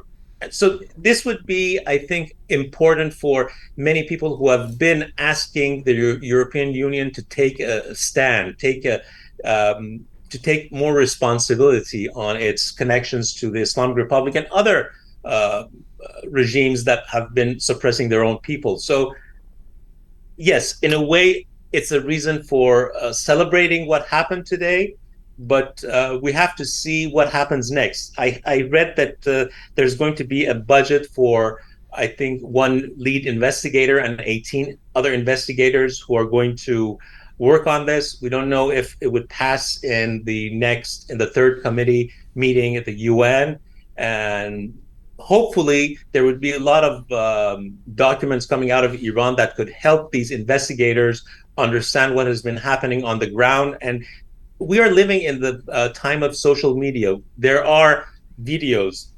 non-fake videos of what have happened on the streets in different parts of the country. You can see the bullets. You can see how agents of the regime are beating up people and even shooting people. Course, so yeah. We're in a different situation, and some people have even located the areas that those beatings have been happening. And with the recent CNN report on raping Iranian political prisoners by agents of the regime, I think we're in a different situation today rather than what happened in 1988. And many countries, many nations were silent about the mass executions or other things that have happened through the years. There's certainly some people who've, as we said in our roundtable, who've worked really hard on getting the UN to this point. And so kudos to them for pushing this along. Let's hope it has some effect. I want to ask you about Canada, not just to be Canadian-centric, that we should hold the governments around the world to account, but because you've been outspoken about the actions of the Canadian government, and you do so as an Iranian Canadian as well, who spent a lot of time here. The IRGC is still not fully on the terrorist list in Canada, and yet there's been a lot of bravado from the Canadian government, or statements about support. And of course, the Prime Minister walked with Hamid Ismailioun, and now famously in Ottawa at a demonstration, etc. Where's your latest? Where do you believe the Canadian government is on the actions it should be taking with regards to the IRGC? Yesterday, one of my, let's say, Twitter friends sent me a link to a document that it's from 2010, the Harper government, when special economic measures were actually imposed against Iran. And on line 136, you see the name of IRGC. So it means that IRGC has been sanctioned for around 12 years. But the question is, through these 12 years, how many people, how many members of IRGC have actually moved to Canada? How many of them have been investing in Canada? How have their partners been actually moving to Canada, when we know that many companies that are owned by IRGC have their employees actually migrating to Canada through different types of immigration? So that's a big question. And I believe that many people in Canada have to ask the Conservatives, the Liberals, about the whole process. What should have been done through these years, and what should be done now? And I think, first of all, until IRGC is considered fully a terrorist organization, we will also see many people connected to the IRGC living freely in Canada and doing other businesses. I don't understand the excuses that are being made that, because so many people were forced to go to the military service of IRGC. So anybody that goes to that takes a military service for 2 years could be excluded from that. Yeah, they carve that out. Yeah. Yeah. But so it's not that difficult to actually pass a law to consider this organization as a terrorist organization. We know it's killing people in Javanri, it's killing its own people, it's terrorizing the region, the Middle East. Even you see its tentacles in South America, in Africa. So I believe that we have to ask the government to actually take a more powerful stand over here. And it's good that they have actually said that we won't let 10,000 people connected to IRGC to come. But look, many of these are old commanders, over 60 or 70 years old. What does that guy want to do with Canada? An old general. Where is he going? What does he want to go to Tim Hortons and have a double and enjoy pizza? No. But let's be serious. The whole system in Iran is somehow connected to IRGC. The whole business system, the whole trade system in Iran is connected to IRGC. So we have many people in a way connected to IRGC in Canada, and we have to take a closer look at them. It's interesting, and not to take anything away from the people who are lobbying the Canadian government, or even some folks in the Canadian government who I know their heart might be in the right place on this, but sometimes the delta between the optics and what is actually taking place is interesting. I was in the States very, very briefly last week, and somebody was talking about wanting more action from the Biden administration, for example, and was saying, I mean, it's not like Canada where you guys are way ahead in terms of all the action that the Canadian government has been taking. And I was thinking, well, really? I mean, actually, in contradistinction to the United States, I'm not sure that you could actually make the argument that the Canadian policies have been stronger. But the veneer of it, based on what the statements and the Prime Minister, et cetera, is interesting, isn't it? It is. Look, I think the PR of the Canadian government is doing a great job representing whatever the Trudeau government is doing. But on the other side, there are many people like me who actually don't believe whatever they read and what they see. So we have to examine everything carefully. It could be based on experience, it could be based on our political standing, but what I'm seeing here is that some people are trying to do something that would satisfy many Iranian Canadians and many Canadians in total, because Canada is a democratic country and most Canadians hate to see anybody being suppressed and oppressed by a dictatorship. But Iranian Canadians feel that pain more than others. That's what I feel. But I think we should fight harder for seeing certain measures being taken in Canada. It's great that Ali Ehsasi, Hamid Ismailion, and others are taking this to Parliament Hill, but it's not enough. To my knowledge and understanding on how I see things in Canada, and I've seen things in Canada through the years, it's not enough. Let me ask you before I let you go a final question, and I'm leaving it to last because I've been trying to stay committed to the idea of not letting our focus on what's going on in Iran and this uprising be derailed by the World Cup, as much of a football fan as I am. But it's not irrelevant. The eyes of the world are on what's going on, and so I'm curious to get your feeling about Team Melli and the World Cup. Which camp are you in terms of whether you think we should be high-fiving these guys for not singing during the anthem, or as I've expressed a disappointment that there's just been general silence, which you see contrasted to a player today that was a former national player who wasn't invited to the team, who's been arrested in Iran because he has been outspoken. So that's door B, that could be the option for some of these players. Where have you been on this? I was very sad when I read that the regime had arrested him, and he has been as you said, an outspoken individual who has criticized the regime many times.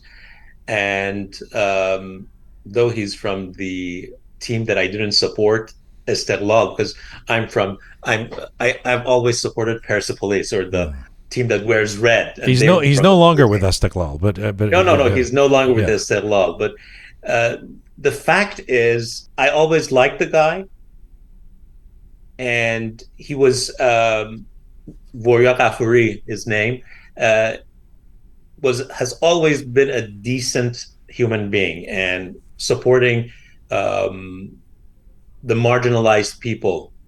Anytime he has had the chance to reach out to people through the media. I guess a few years ago he said that he doesn't want to talk to the national regime TV stations and reporters because he didn't believe in what they were representing. Right. And the new head of the new general manager of Istiqlal got rid of him and sold him to another team because the new general manager is a former, I think, general of IRGC and the police and Iran's police. So they didn't want to have him on board because he was the captain of Istiqlal through those years. And it's very sad to see, while people are enjoying watching the World Cup matches, a soccer player or football, I always forget. In Canada, do we say football or soccer? Doesn't matter at this point. It's Okay, yeah, so sure. Yeah, a football player is being arrested, and there's another also a football player. He was a former goalkeeper of the Iranian national team, Mr.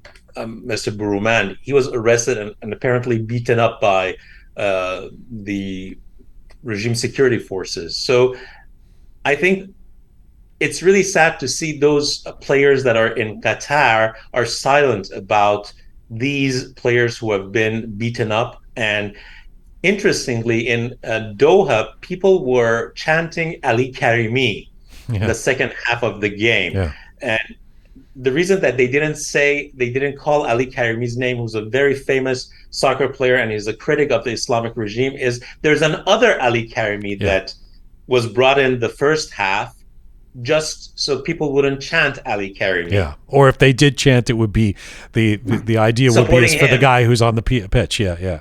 So I think many people in Iran right now consider this soccer team, this football team, not the national team or Team Melli, but the regime's team. And what about you? And, what's your feeling? I consider it the regime's team right now. And would anything? So you were happy that they got destroyed by England on I was really happy, and I'm very sad that Behran Van, the goalkeeper, had that incident, and I bet a concussion is possible.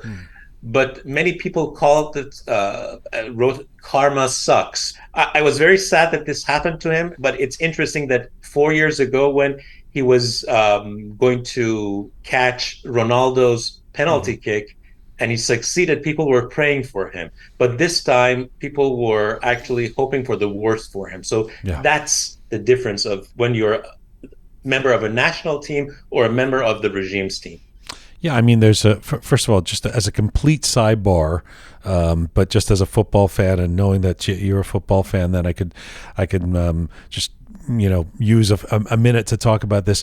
One thing that really disturbed me about that incident is I believe football needs to get out of this pattern of allowing the team doctors or whoever the people are who assess these kind of injuries to be with a vested interest to be the ones to decide whether he gets to play or not, because it should be some kind of independent. Because it was clear his nose was like completely mangled, and yet I'm assuming they told him to keep playing, or he said I'm going to keep playing, but it would say, which of course then he couldn't after a few minutes. But just from a complete football point of view, it's like that's scary stuff. Like there needs to be some kind of independent doctor or staff at that point to make the call on it, because you'll have a team it was clearly Team Melli would have wanted this goaltender, who happens to be the best one they have, to continue, and so you kind of wonder about that decision. And as a former caricature artist, I can say that his nose grew a little bit bigger in just a few seconds. So if anybody's nose grows bigger on a game, he should be pulled out as well, because you could see how it was swollen. And do you still feel like if tomorrow or next week or something that the team does something, will you and somebody scores a goal and then makes the gesture to cutting their hair or something like that, would that change things for you? I'm not sure. To be honest, I'm not sure. I don't want to be dogmatic and say no way, but I have to see the circumstances. Yeah. So yeah, it's been a moving target. I do feel like if the meeting with Raisi and the bowing and then the photos that emerged after that of the these happy guys looking forward to their privileged opportunity at the World Cup juxtaposed against kids dying in Zahedan and Sanandaj. I thought if those things hadn't happened, then not singing the anthem could have meant something, but it didn't. It didn't feel that way. Like while they were silent during the anthem, if somebody had shown the photo of Mahsa Amini or something like that, that would have meant that, they're doing something really powerful. But I understand that they are scared of the even security elements that are on the ground in Doha.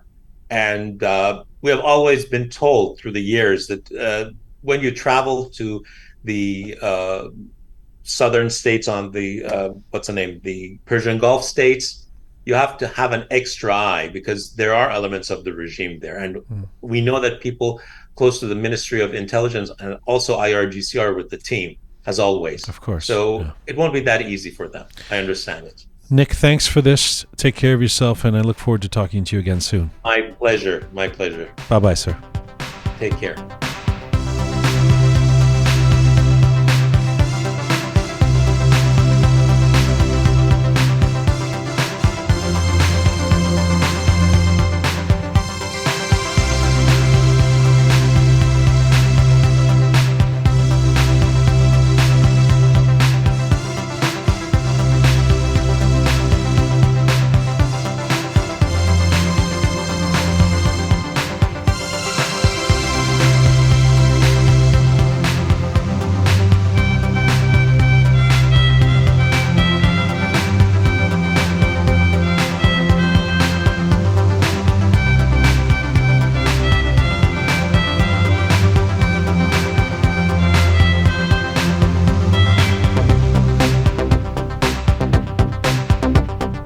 Thought that never changes remains a stupid lie.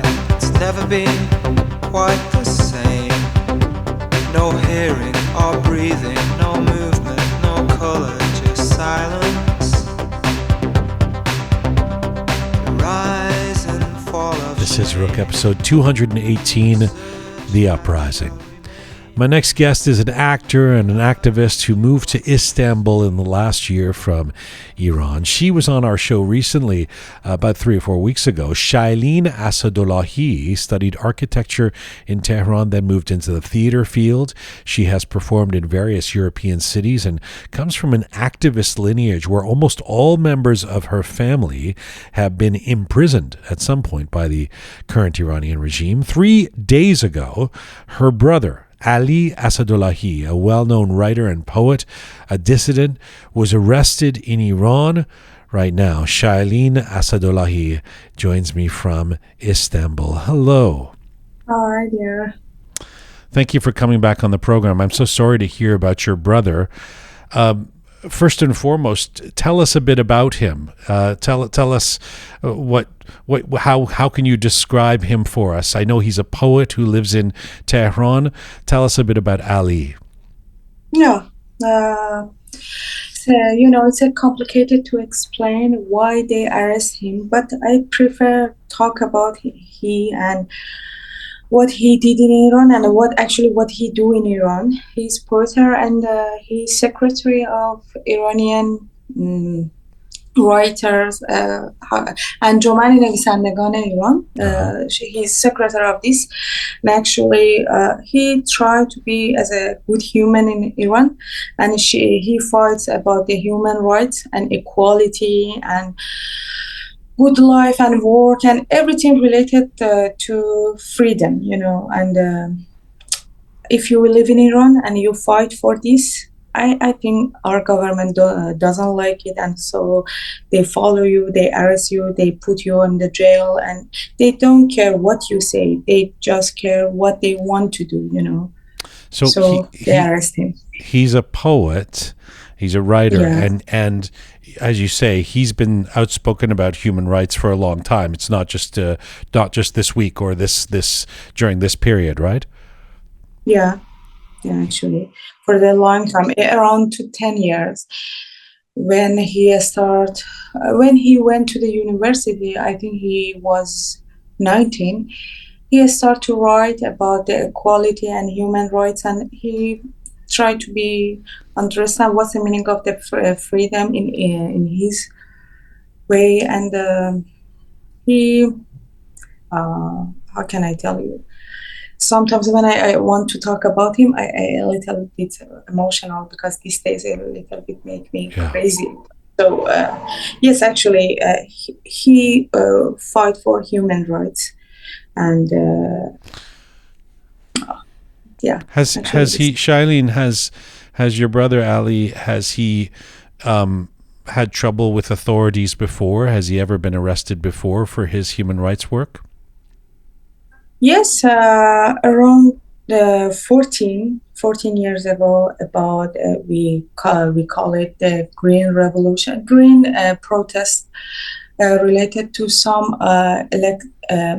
اگه بخوام بذاریم من اینو در موردش صحبت کنم فارسی، بله اینا زمان سال 88 برادر منو دستگیر کردن، ولی اون زمان خیلی طولانی نبوده و برای سال 88 که زمانی که رأیای ما اونجا دزدیده میشه و از اون موقع به این ور بارها تهدیدش کردن، ولی خب به راه خودش ادامه داده و تا به امروز که خیلی چیز عجیبی نیست برای دستگیری این نوع آدما، چون به هر حال حکومت ما حکومتیه که ایدئولوژی خودش رو داره دنبال میکنه که بیسش روی ریلیجن و مذهبه و چنین حکومت‌های توتالیتری که اینجوری فکر میکنن هرگز به رسمیت شما رو نمیشناسن برای هیچ گونه حرف زدنی، یعنی براشون خط قرمزه. So he was arrested back in the Green Movement, detained for a while. He's been warned many times by the regime, and he has been this outspoken human rights person. I mean, it's clear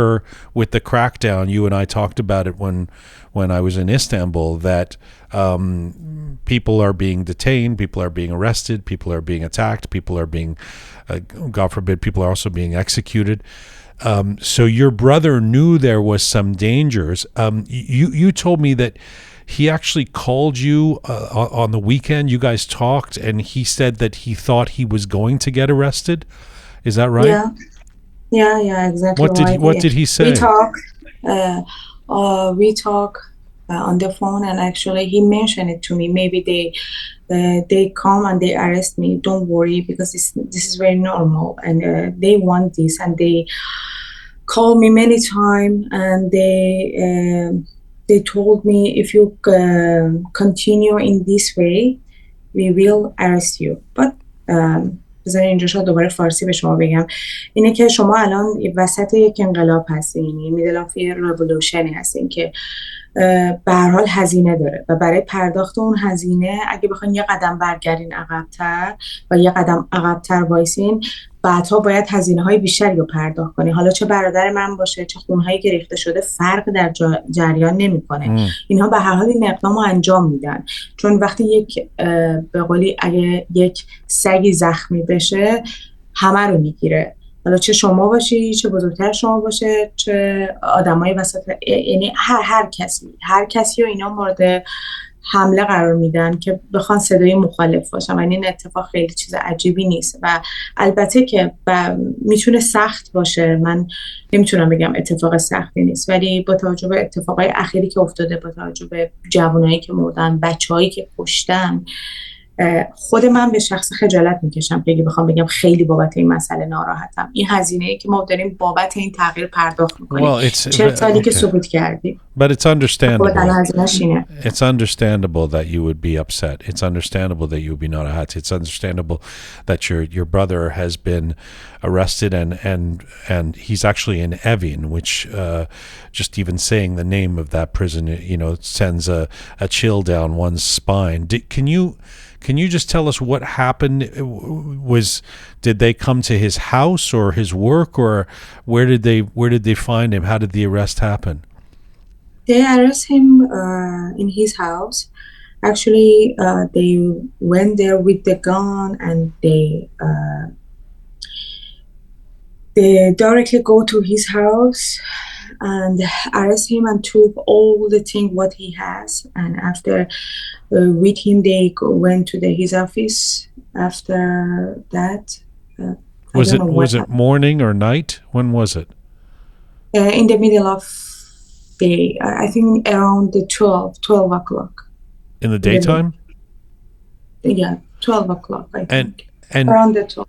And did they say anything to him or to your family about? No, just they show some permit to arrest him from the court, and they said, okay, we have a permission about you're arresting and something like that. No, the justice and So there's no we don't even know, there's no charges or anything. It's just that we don't even know what the actual reason is. I mean, presumably it's because he's speaking out against the regime, but they don't actually even give a reason. no, there's no reason. They don't explain anything. Just directly go and take arrest him, and I don't know after what happened, but they took all the thing, and also they call my family. We will let you know what happened about your son. But around 2 days after, just my brother called and he started talking. Look like every day he said, "Okay, everything will be okay. There is no worry, and they can't put any charge on me, and I do nothing wrong." And something like that. اینجوری بگم بهتون که همونجور خندون زنگ زد و گفت من کار اشتباهی نکردم و اونا نمیتونن من اصلا شارژ کنن و همون جمله که من و خودم و خودش همیشه هم دیگه میگیم که دلتو قوی دار. گفت دلتون رو قوی دارین به خاطر اینکه این اتفاق باید پیش بیاد و مشکل از من نیست، مشکل از کسایی که منو بازداشت کردن. Is it true that they put him in solitary confinement? Yeah, they put him.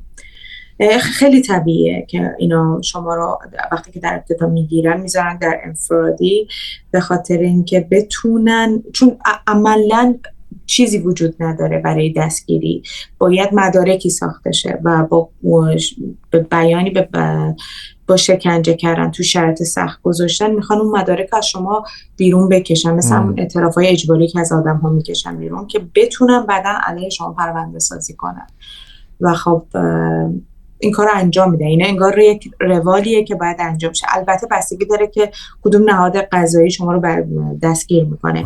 اگه اطلاعات باشه روند اونا متفاوته، اگه اطلاعات سپاه باشه باز هم روند متفاوت تره.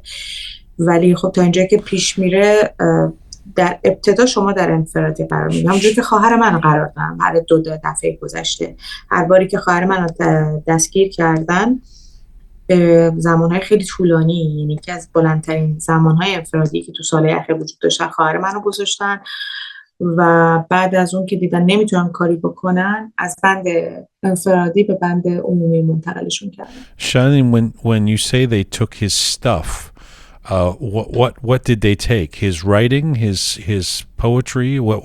What is it that they took? اونا موبایلش، لپتاپش، هر وسیله الکترونیکی که وجود داشت و همچنین مال همسرش رو. All his mobile, his computer, anything. So presumably they want to go through that and see what he's been saying, who he's been talking to, all of that, right? Yeah, exactly. و همچنین مال همسرش، چون همسرش هم خب الان جزء یعنی وکیل هستن و خب با هم که دارن زندگی میکنن.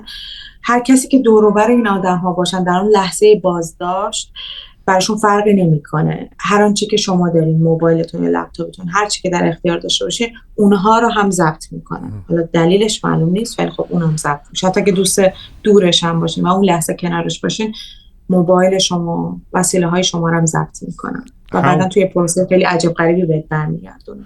What is your I know, as I said in the introduction, sadly these things are not new to your family, who have been arrested at different points by this regime. What is your family trying to do to help his case?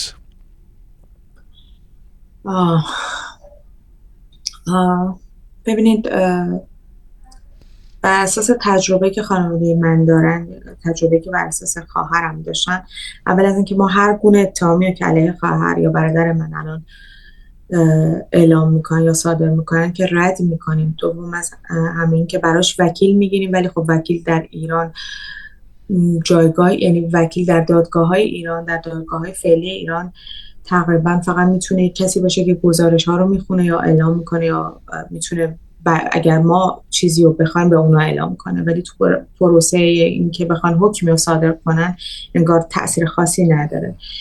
و در ادامهش هم اونجوری که تجربه با ما نشون داده، ما صدای آدم‌هایی میشیم که یعنی صدای اعضای از خانواده‌مون میشیم که داخل زندان میرن، حالا به هر طریقی که شده، چون دادخواهی برای انسان‌هایی که گناهی انجام ندادن یا مجرم نیست حق طبیعی هر خانواده است.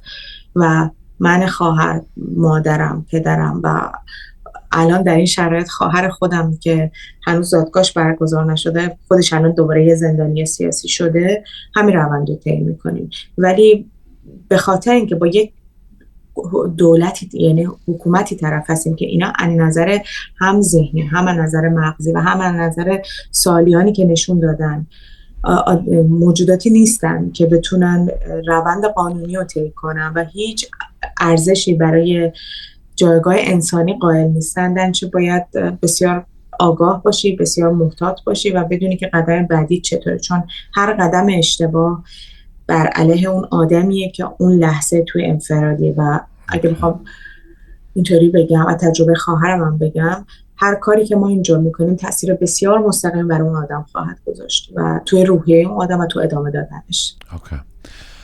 And a final question to you, and you can answer this in English if you can, and if not, you can go back into Persian. But tell me how you're doing. I mean, I know that you say, well, this is part of what we know happens during a revolution time like this, and there's children dying, so I almost feel guilty for worrying this much about my brother. But how are you?